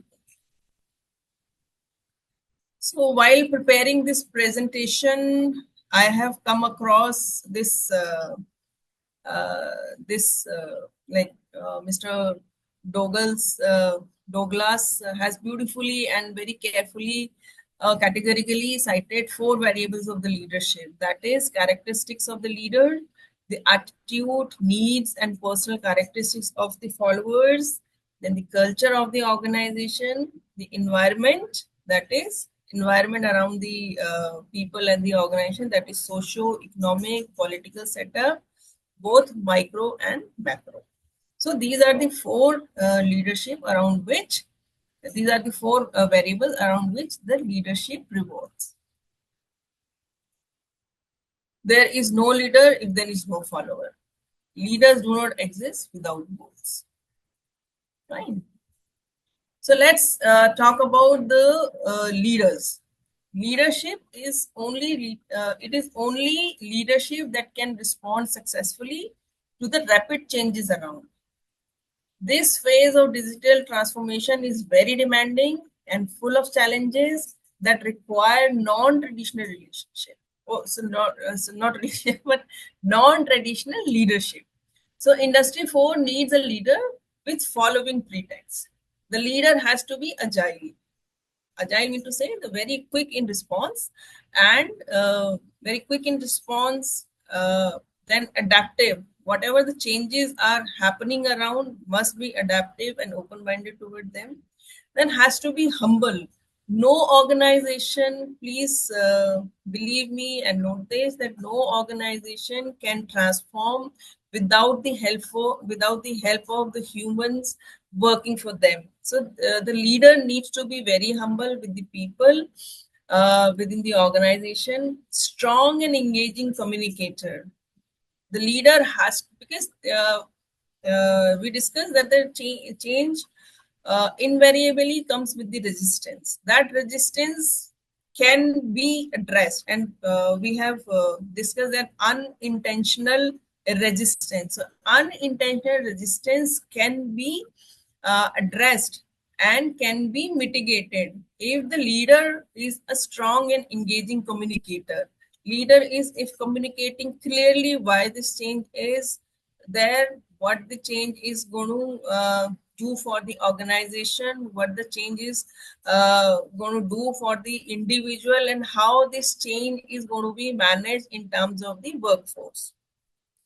Then the leader has to be a people manager. When I say people manager, I mean to say that in the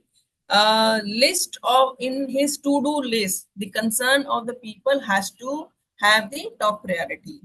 So issue which is related to people needs to be addressed properly to implement the change, whatever the change the organization or the leadership is foreseeing. Then the leader has to be brutally optimistic. Brutally optimistic, being optimistic is not enough. The leader has to be optimistic brutally. Brutally mean to say that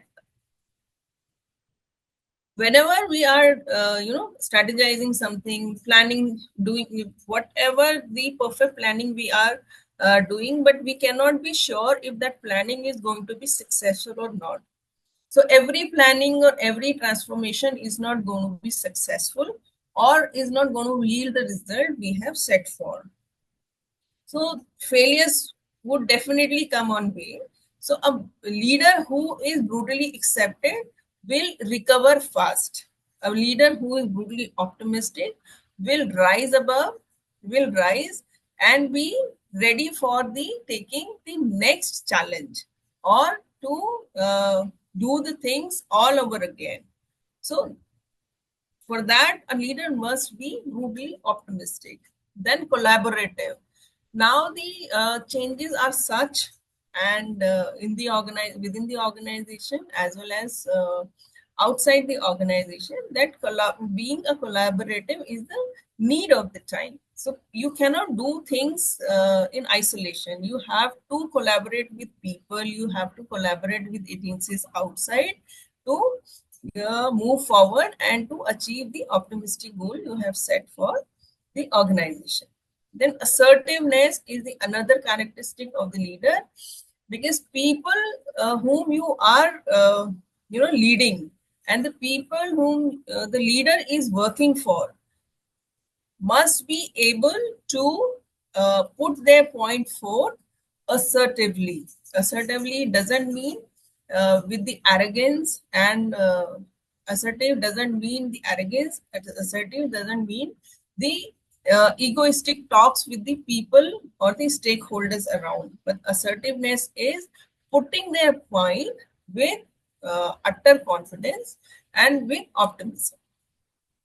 Then inclusive and receptive, that is the another kind of leadership which is leader quality is required, because inclusiveness is I can say that the team or the people whom you are working, they may come from different different backgrounds, they come from different ideas, they come from different educational backgrounds, sometimes from different visitors, sometimes from different country they may be from. So they all collectively, the team could have enough diversity.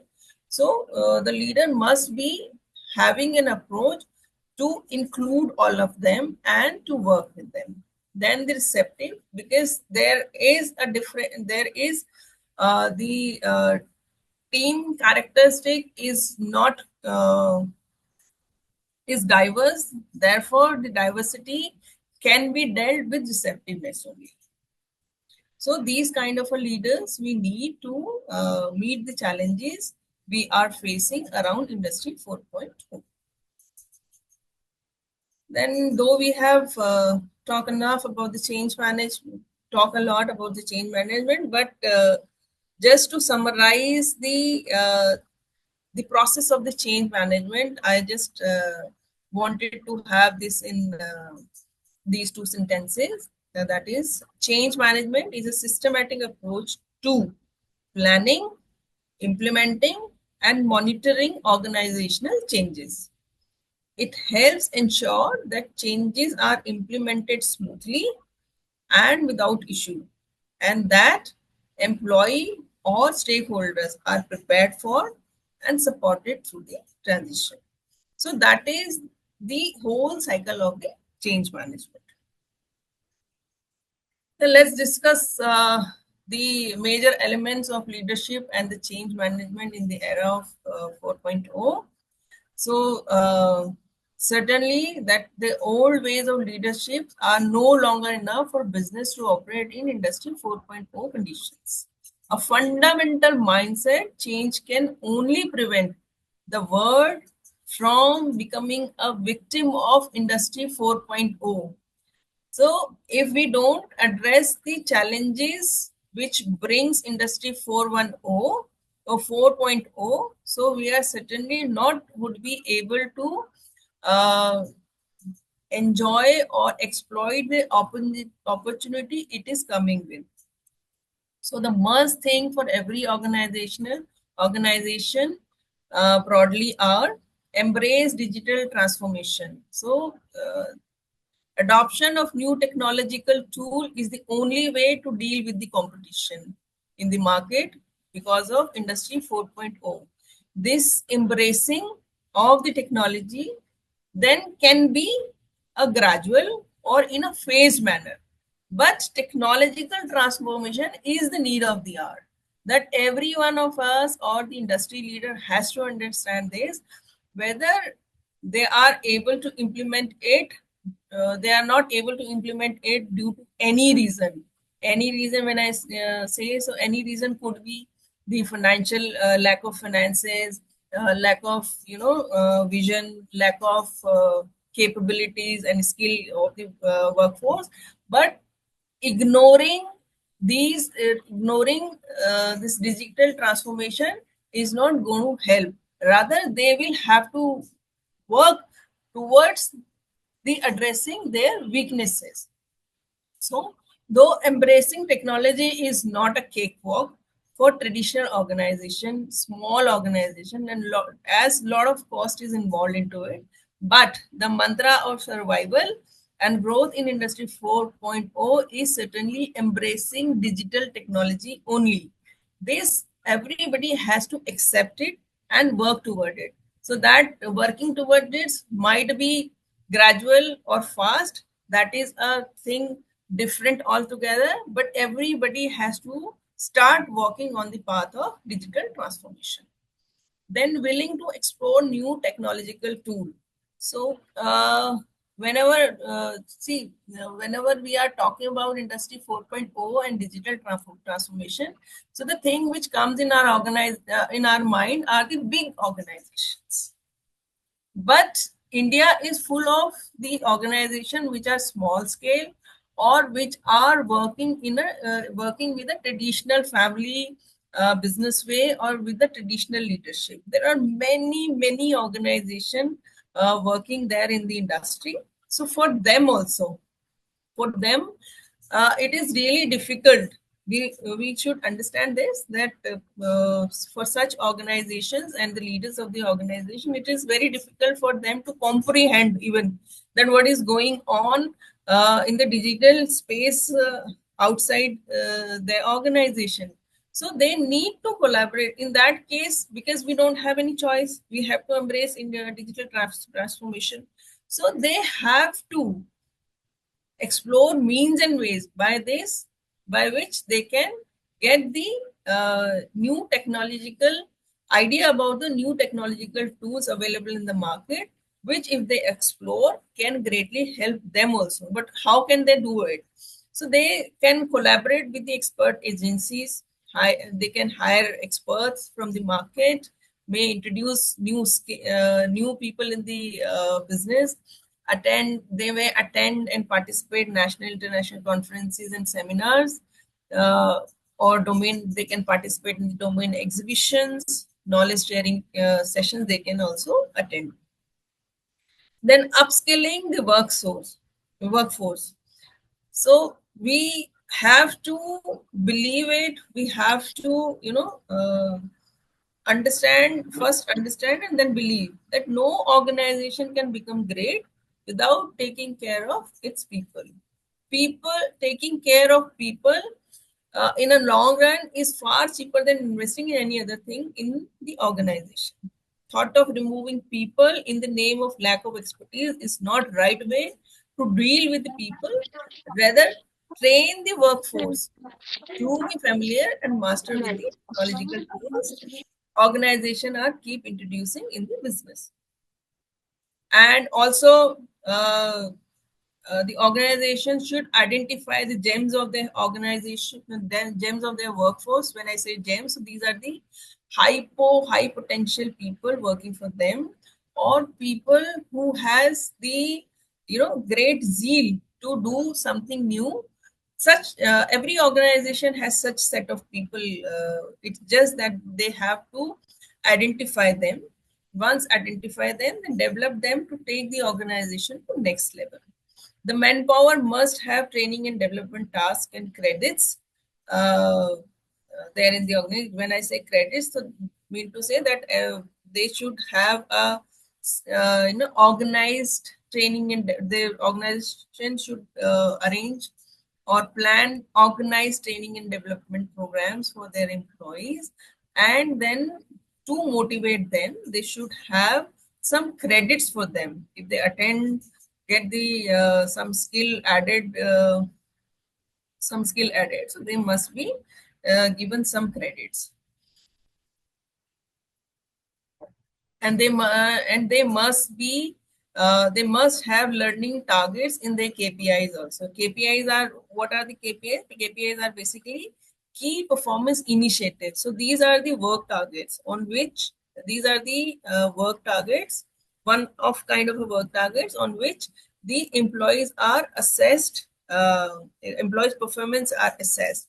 So along with their routine tasks or other important tasks, their work targets need to have some KPIs which are aligned with the their upcoming, aligned with the transformation or the digital, aligned with the transformation the organization is going through or planning to go for, or any digital learning they are expecting their employees to.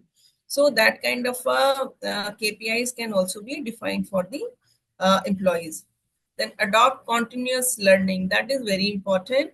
It is not important in the sense of the industry 4.0, but generally also continuous learning is important for every organization, because uh, in order to grow further, if we will keep working with the same skills and the same attributes, then probably it will be difficult for us as well as for the organization to uh, even to take the next step, forget about the taking a leap.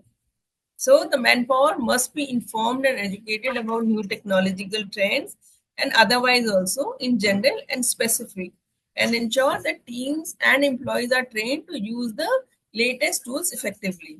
They must, again, I would suggest that they must have credits in their performance matrix or some reward or reward, award or acknowledgement policies. Then there have to be some mandatory learning hours to be completed by the employees. That is what they, this is how they can foster that learning environment in the organization, that some forced learning hours has to be there for every employee, and there must be programs of knowledge sharing with or without benefit in the organization. So by this we can foster a continuous learning environment in the organization. Then let's discuss a bit about that, how to bring change in an organization. So those are the things we have discussed, that what changes needs to be done. Just give me a sec. I would like to take a break of 2 minutes. I am getting a frequent call from someone. Just give me 2 seconds, please.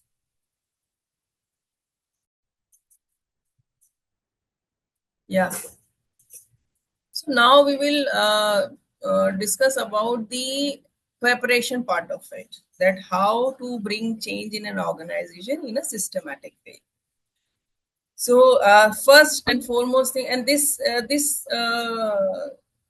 particular section of it, we will see it from the perspective of the leader who is leading the whole organization, and also the leader, the second line leaders also, who have the responsibility of leading a segmented area of their work. So from both the perspective, we see this. We'll try to understand this section of the presentation. So clarity of the purpose is very important. So the leaders must know about that, what are the changes, why it is necessary or important for the business, and how the success would look like if that change is implemented in the organization. So alignment with the goal of the organization is very important in that way. Whatever the changes the leader wants to bring in the organization must be relevant and important to the goal of the organization. So relevancy is very important. Importance is, of course, is important, but relevancy of the change is very important. Then how it is relevant. There are many things available in the market. There are many things there outside world which attracts leaders and the organization, but it is very important to analyze if that particular change which we are looking for is really relevant for the industry, for the people, and for the market we are in. Then identify potential barriers, that is financial, human resource, infrastructure, expertise.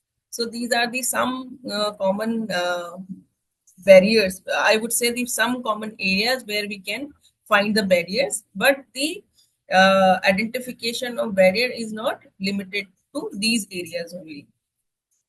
Then identification of the stakeholders. Identification of stakeholder is identifying the people, the agencies, or the groups who are going to directly impacted by the change the leader or the organization is aspiring to bring in. So commonly these stakeholders in every setup are employees, customers, vendors, partners, or any other stakeholders. Even the vendors and partners are the stakeholders which are going to affect by the whatever the transformation or change you are going to happen you are going to take in the organization. So I would like to share something here that in the first organization in which I was working, there one of my superiors left the organization and joined some other organization. So once I went to meet him, so I was around that place only. So I went to meet him and I discussed with him. So he from my organization to the new organization he has gone. That was a bigger organization, and at that time they were because that was the era when I began this my career. So that was the era when the computers were in India. I won't say that will not say in context of the industry 3, but in the context of the computerization in India. So at that time, that computerization has just begun there in India. The organization have started, using the computers in a bigger way. Earlier, it used to be confined to one person or the one department only. But at that time, I'm talking about they have started using it in a more broader way. So for the process, for their production process, they have tied up with some software agency and got an app, got an application developed for them to track the incoming and outgoing, and to track the orders, and also uh, to track the maintenance of their shop floor.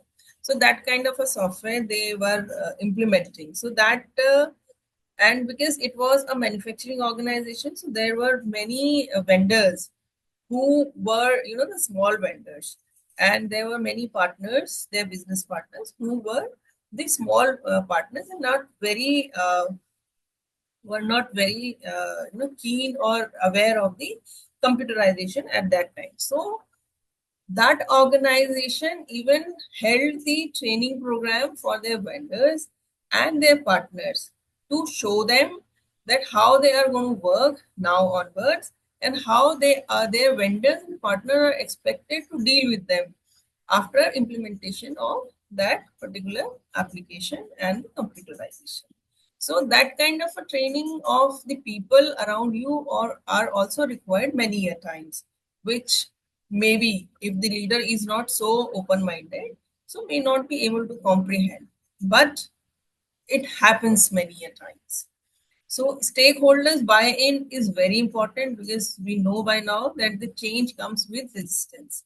So people who are being affected directly or indirectly, their buy-in is very important. So that you can implement so that I would say in a very good term that so that if you take the buy-in, the stakeholder, so you get away with many nuisances in the workplace.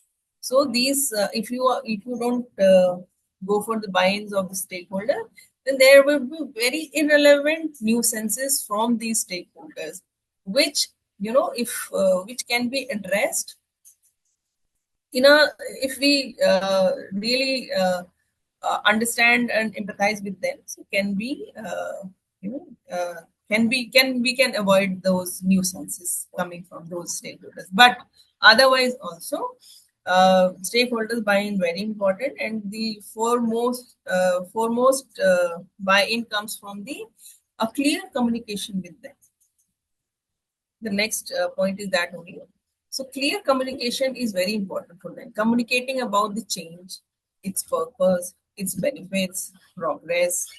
Communication should go from multiple levels of the organization, in the sense that, of course, whenever any great transition happens in the organization, so some mail comes from the MD, some mail comes from the respective directors. But if you want to see the change happening in the organization, so that those communication has to happen at every level, so that the people around should have enough confidence that the entire organization is at the same pace or at the same page. That is very important whenever any transformation is going to take place in any organization. So it must become an in thing, and a topic of, like, the communication has to be such that it must become an in thing and topic of discussion on tea breaks, not team breaks, but tea breaks. So that should be the penetration of the communication, which needs to be done with the respective stakeholders.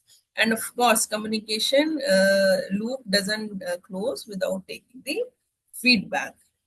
So feedback is also very important. Then coming to the earlier point, the stakeholders buy-in. So buy-in can be taken by communicating with them, and also involving the stakeholders in the implementation of change, because that is the very key of taking the buy-ins. When we all must have read also, maybe teaching our students that about the participating management. So this is the same concept, that involve the stakeholder in the implementation of the change. Then the leadership commitment, it is very important. Leaders mean to say that again, the leaders, the organization leaders, the segmented work leaders, the managers, the supervisor, the leader in any sense, who are leading people or who are interacting with people, they all need to be very committed. And the most commitment is required from the top leadership. So leaders need to be visible advocates for the change by their very, behavior, by their very conduct within the organization. They should look like a role model for the change they are implementing in the organization. So their personal attention is very important towards changes. It is the leader who should become the role model. Leader should communicate the vision, support the implementation by becoming a role model, and removing obstacles. That is very important. That is a very practical difficulty in the organization, that people are getting stuck with the, of course, when new thing will come, so we will not be having that defined path to move on. So there would be obstacle which needs which needs the buy-in of the leaders, and which needs the buy-in of the leaders, and which needs the decisions of the leaders to because these decision can be deviation from whatever we have thought of. These deviation could be the risk may these deviation could be the risk involved if we take such any kind of a decision. So that buy-in very important from the leadership. So they the leader must be available to remove those obstacles. then make timely decisions. That is very important, because these timely decisions not only help to achieve the target, to achieve the transformation in a timely way, but this timely decision talks a lot about the transformation. This shows the commitment of the leadership. This shows that management is how management is interested. This shows that how seriously the other stakeholders should take the task. How seriously the other stakeholders should take the task. So the timely decision gives a lot of message to the people who are, who are the stakeholders, as well as who are being impacted out of it. So timely decision is very foremost thing on the part of the leadership. Then comes the sustainability. So we need to ensure that the change must become the part of the work culture, not just one-time activity. That is very important, because people, I would say that it's not the only the responsibility of the organization, but it's a responsibility of everyone, the society as a whole, that we should nurture the nurture people around us such a way that they should be able to accept the changes going to happen around them. Like, you people are also teaching many students, so those students has to be taught in such a way that they should be, ready to accept the changes happening around them, present and in the future as well. So make it a, if such manpower will come in, such workforce will come in the industry, then it will happen naturally that the it will happen naturally that the people will be receptive to the change, and then there would be less resistance in the people, and thereby making the transformation easy for everyone. So make it for the I'm coming back on part of the management. So make your management has to make it a part of our work culture by bringing changes. How we can make the part of work culture is that we should, as an organization, we should align the policies. We should align the policies with the changes, and we should make such policy which encourage the acceptance towards the changes. Then the process needs to be aligned. We should introduce the rewards. If we should introduce the rewards for the, towards the changes we are looking for. Then the regular skill development program has to be there. Then, as I discussed earlier, also then the KPI needs to be introduced, and or KPI needs to be set with the transformational goals. Ongoing support with coaching, mentoring, counseling, creating help desk, etc. Sometimes changes in infrastructure are also required. So this is all these things, if we as an organization we are doing, so itself it is, in the air, only in the air of the organization there will be a, the change will be in the air, we can say that. Then continuous improvements, of course, it is very important. Take feedback, encourage innovation, new ideas, improve, train, retrain, upskill, and get ready for the ongoing changes, and make your workforce change ready. Then comes the celebration, very, very important when we are dealing with the human resources. Then, as we discussed earlier also, that human resources are the bundle of emotions. So those emotions, the organization can utilize to their, they can regulate those emotions in the, in the organizational context, and can use those emotions in their own advantage. So those emotions can be addressed by celebrating milestones, success, contribution of individual to teams, sharing success stories will help sharing success stories will help momentum of the change keep going. So these are the certain practical aspect whenever we are uh, you know trying to bring some transformation in the organization.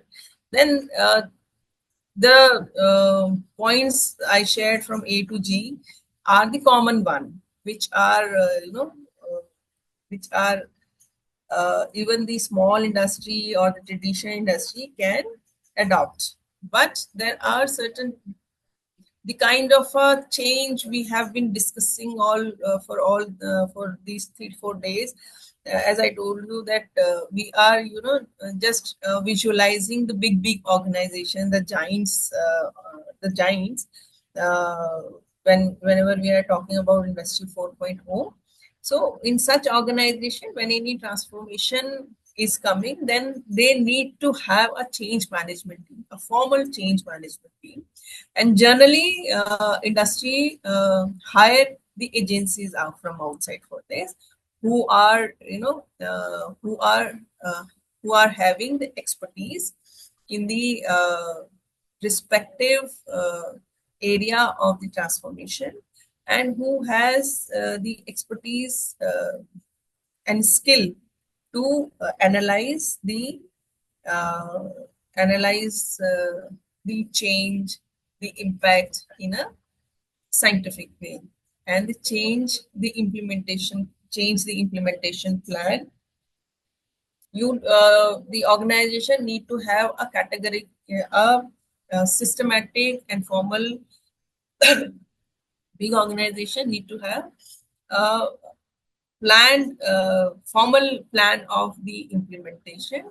So these organizations which I'm talking about, the professional organization, they come up with a plan with the Gantt chart and all, and then that plan is implemented, and it is ensured through these teams that the plan is implemented properly. So to when we are going with such systematic approach of the chain, then of course, and the big organization certainly going to have a big transformation. So it is always advisable for the big transformation that we should run a pilot program first. Then just it is kind of a deep check that how it is going to work there, what are the reactions, what are the results, and what are and this pilot program will further guide to bring the necessary changes in the original plan. Then I would like to conclude it with that in an ever evolving business landscape, effective leadership and change management are crucial for driving organization success. Leaders play a vital and pivot role in guiding their teams through transitions, ensuring that change is not implemented but embraced across all levels. Successful change management helps align the workforce with new objectives, strategies, and innovations, fostering resilience and adaptability. By supporting people through change, leaders empower their organization to navigate change challenges, seize opportunities, and achieve sustainable growth. So ultimately, strong leadership combined with a strategic change management ensures that transformation is not merely a process but a pathway to greater organizational success.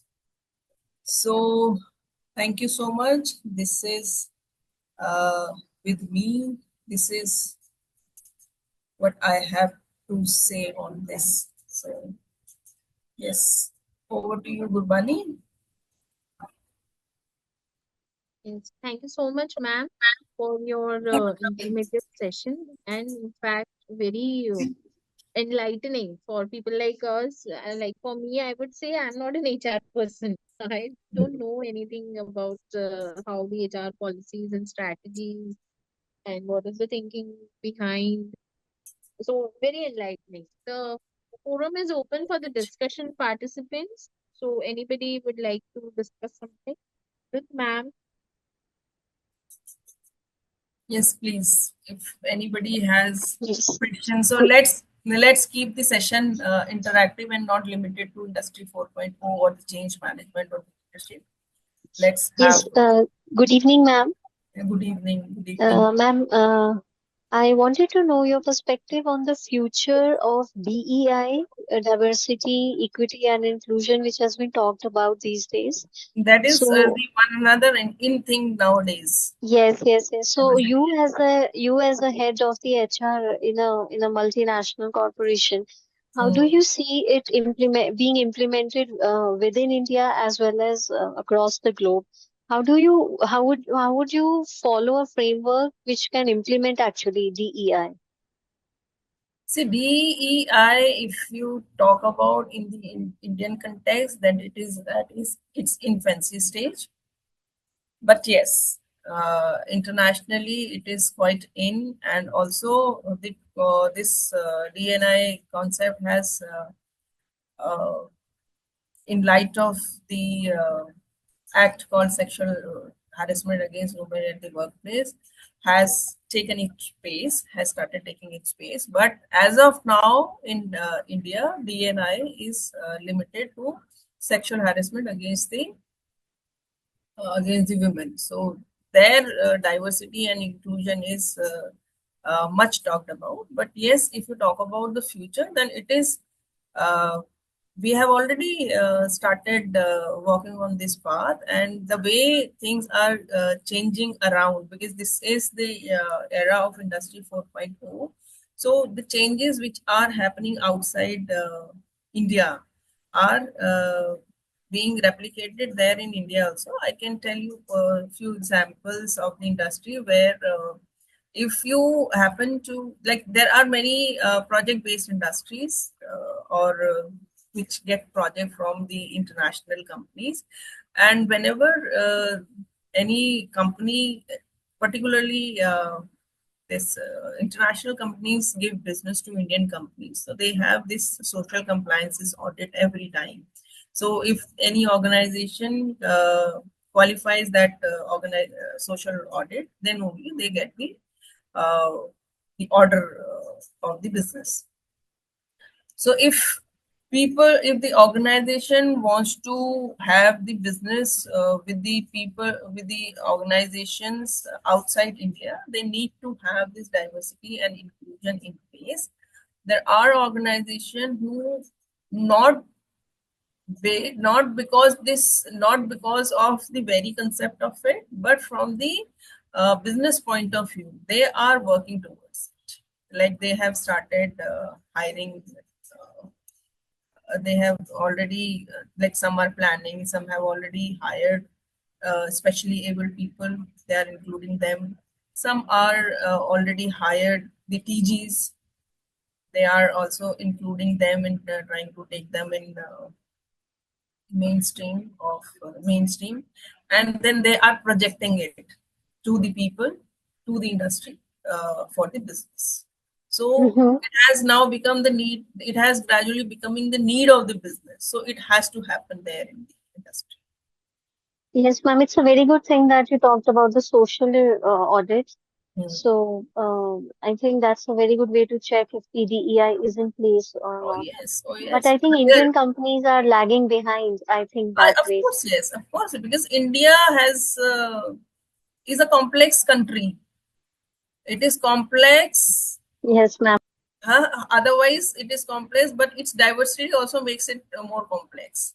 So that is why India has a different scenario altogether, and anything which, like a country which doesn't have as diversity as India is, for them, it is easier for them to implement things than a country like India. So, but India, otherwise, I would say that India has a great prospects of. I see great prospects in every arena of thing, and people itself. The value, kind of a value, the Indians carry is really fertile for such changes. If not government, if not the other things, but the people, individual people themselves are very fertile to accept such changes. Absolutely, ma'am. Absolutely. And ma'am, since we have the opportunity of listening to you today, so I'm really curious to know about your perspective on the, if you this news, everyone has heard about the death of the Ernst and Young employee who was working so hard and working too much, and a big company, a big name like Ernst and Young, the culture of the organization was Pathetic, I would say. highly toxic. Yes, ma'am. What Work is your culture is take on pathetic. this? Work culture is the kind of a work culture they are. I'm sorry to say, but that is, if that is the case, and yes, it is a case that the work culture is not really employee friendly, and they should do something about it. But ma'am, a big company like ENY, how could it happen there? Because that's one company No, which no, is so it, famous. please, Yeah. please don't get sway away with the names of the companies. Don't get sway away with them. There are many organizations. You just go to the site of Ambition Box. You will see many organizations, including ours, who doesn't have, so big name in the industry, in the open market. But we people are being awarded for our work culture. We are one of the companies who've been which been awarded twice consecutively to be for the employee choice, the good place to work with. So don't go about the big names. The big name is of this Bush and Steel is also a very big name, isn't it? Yes, ma'am. Yes, ma'am. Big name doesn't mean that they have the they have good work culture. So you can compare even Tatas and Ambani's also. They are also big names. They are big names, but a lot of Absolutely, ma'am. big work culture Yes. difference. Yeah. And even the damage control did not happen because none of the office manager went to the How funeral can of the employee. Yes. see damage control for the sake of showing it can happen, but damage control is again a complex process. Damage control again is a process which demands transformation. Yes, ma'am.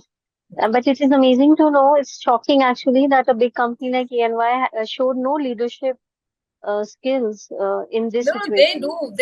They do have leadership skills. They have a very good, customer orientation.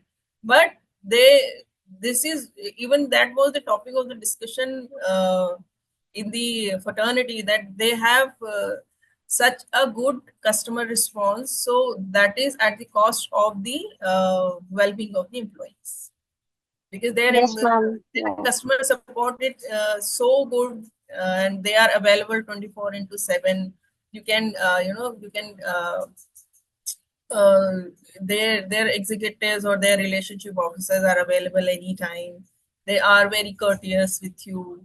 They are very well mannered. So all these things are binding restricting a person to be oneself. Yes, ma'am. And do you think that this will have an impact on the customer base? I don't think so, because customers of Tata's are also very satisfied. So Okay. it's the leadership. Mm-hmm.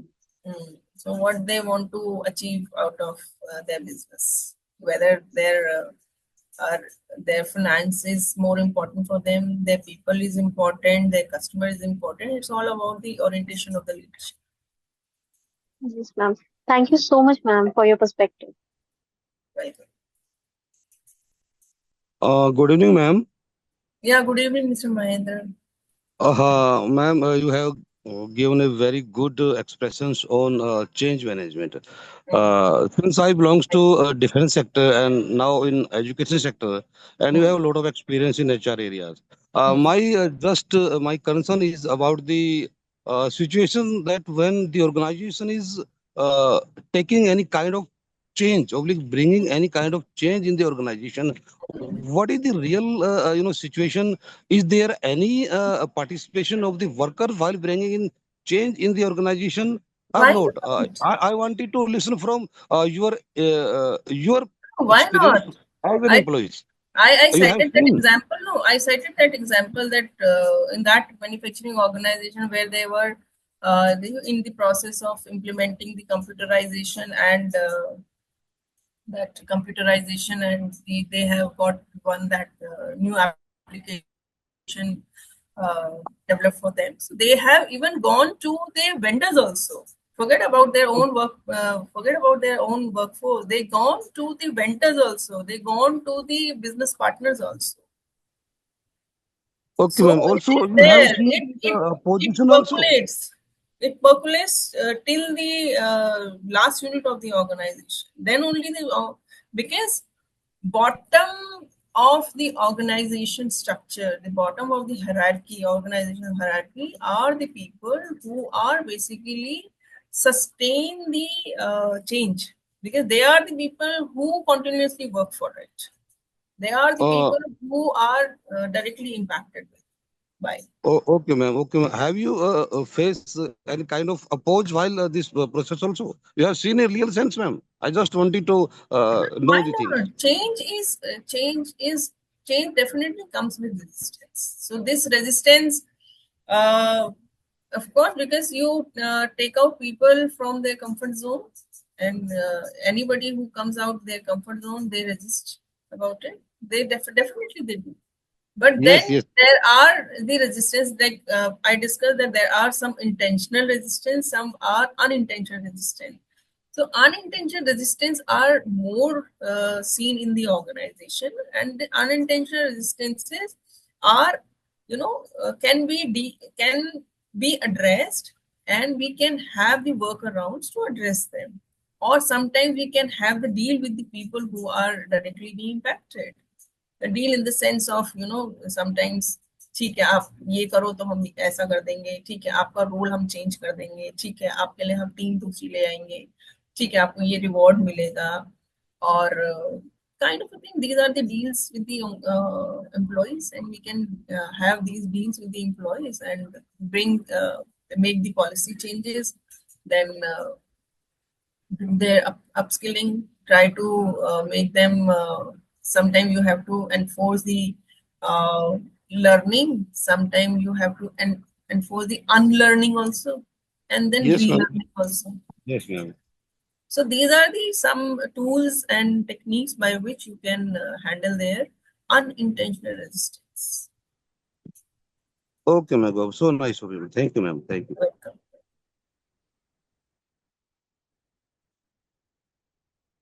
Yes, anybody else? Dr. Gurbani, do you have any question in chat box? No, ma'am, not that I can see, but Good evening, I ma'am.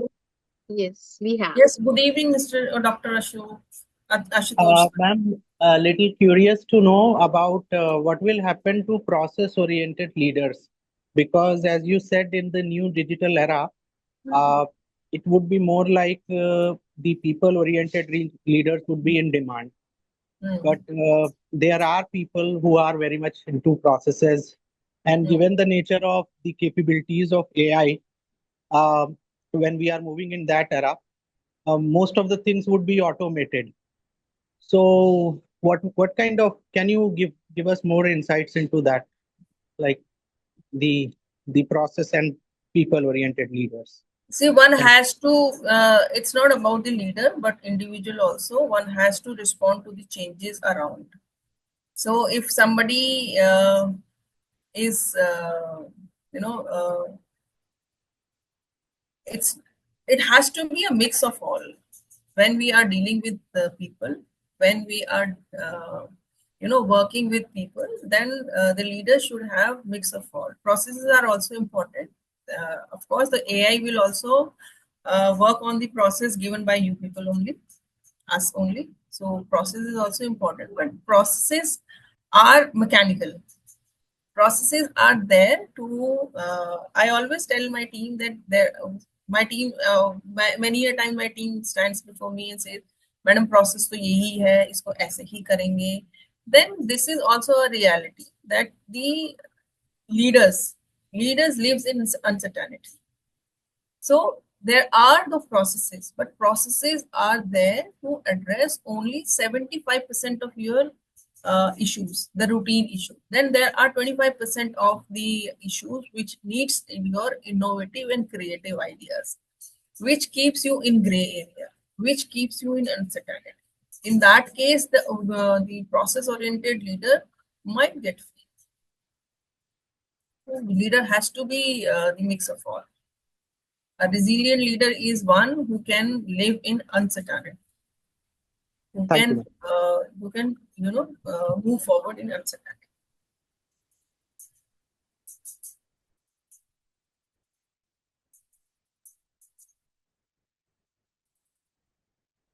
Yes. Ma'am, Any other the question? chat box shows no questions as of now, but if the participants want to ask something more, ma'am is still here. And today we actually had a very interactive session, I must say. The Neeru ma'am, participants It wasn't interactive, but informative could be. informative, and of course, because it all depends upon how participants are interacting after the session as well, how much they were interested. Neeru Of ma'am, course.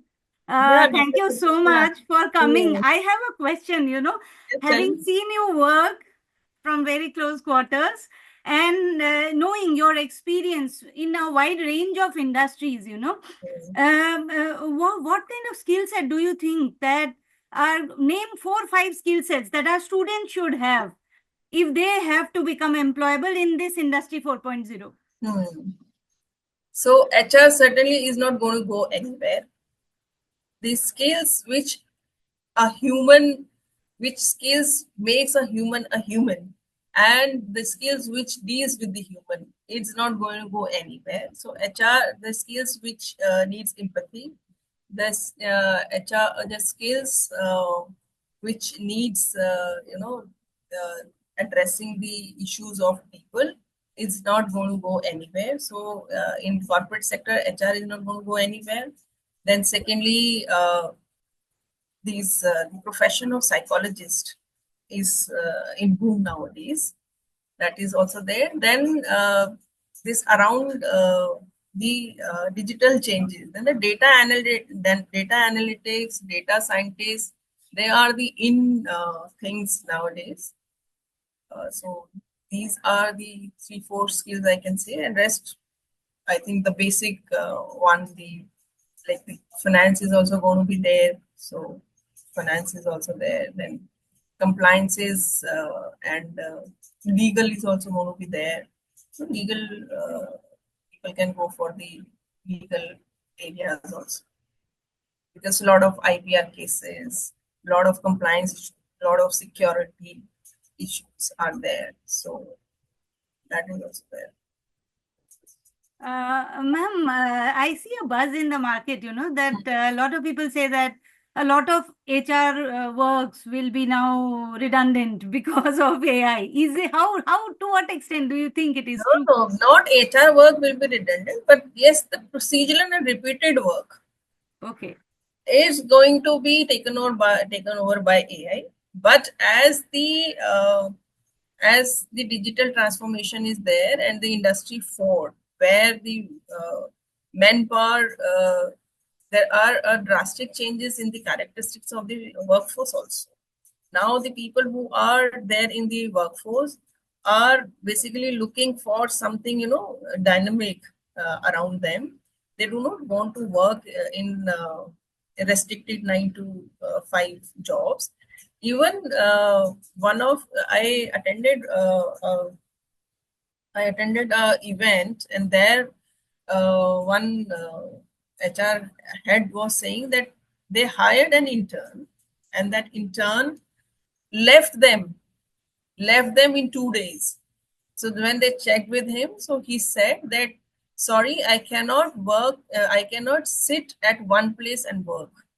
So that kind of a manpower workforce is in the market. So that workforce needs to be dealt differently, and with more innovative, more innovation, more empathy, with more inclusion, with more receptiveness. So those are the things which no machine can replace. So on one hand, where the procedural or the repetitive work are being captured or replaced with AI, so there are other challenges which needs live human beings to address.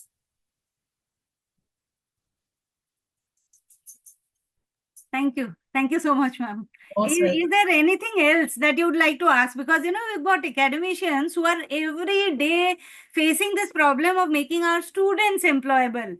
Okay, so it's something that we are facing, and possibly you are facing the ordeal of getting the best candidate to do your job. Yes, So, yes. so where is that quick one-liner, possibly, ma'am, to get that bridging the gap? See,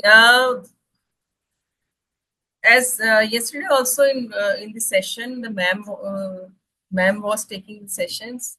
So she was saying that there is a lot of skill gaps there. The requirement of the skills which Industry 4.0 comes with is not matching with the skills available in the market. So a lot of collaboration is required nowadays. So industry as well as institutes, the educational institutes, they need to collaborate with each other, and the kind of a skilled industry needs, they get it. Uh, they should get the curriculum with the institute. Uh, they should get the curriculum done for them with the institute with assured employability of the student in their organization. So at the government level, it has already started. The government has already started doing that. So one of the institute called Gati Shakti has been opened under the Ministry of Railway, where the railway engineers are being made. There, the only railway engineering are taught to the engineers. So, because now the government is coming up with many railway and metro projects. So, with that amount of, positions, we do not have the railway engineers available, because railway had already always been a government sector, and no private sector was working in the rail or metro sectors. So now the government has collaborated with the industry, uh, and as per the industry requirement, they are preparing the railway engineer in the Gati Shakti Institute. So that kind of a collaborative approach is needed nowadays.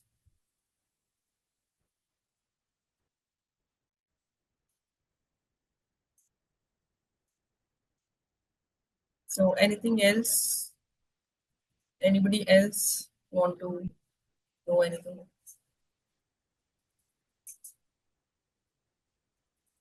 No, I really don't know. I think there is nothing in the chat box. Yes, there is an appreciation post at the chat box, So but much. then yes.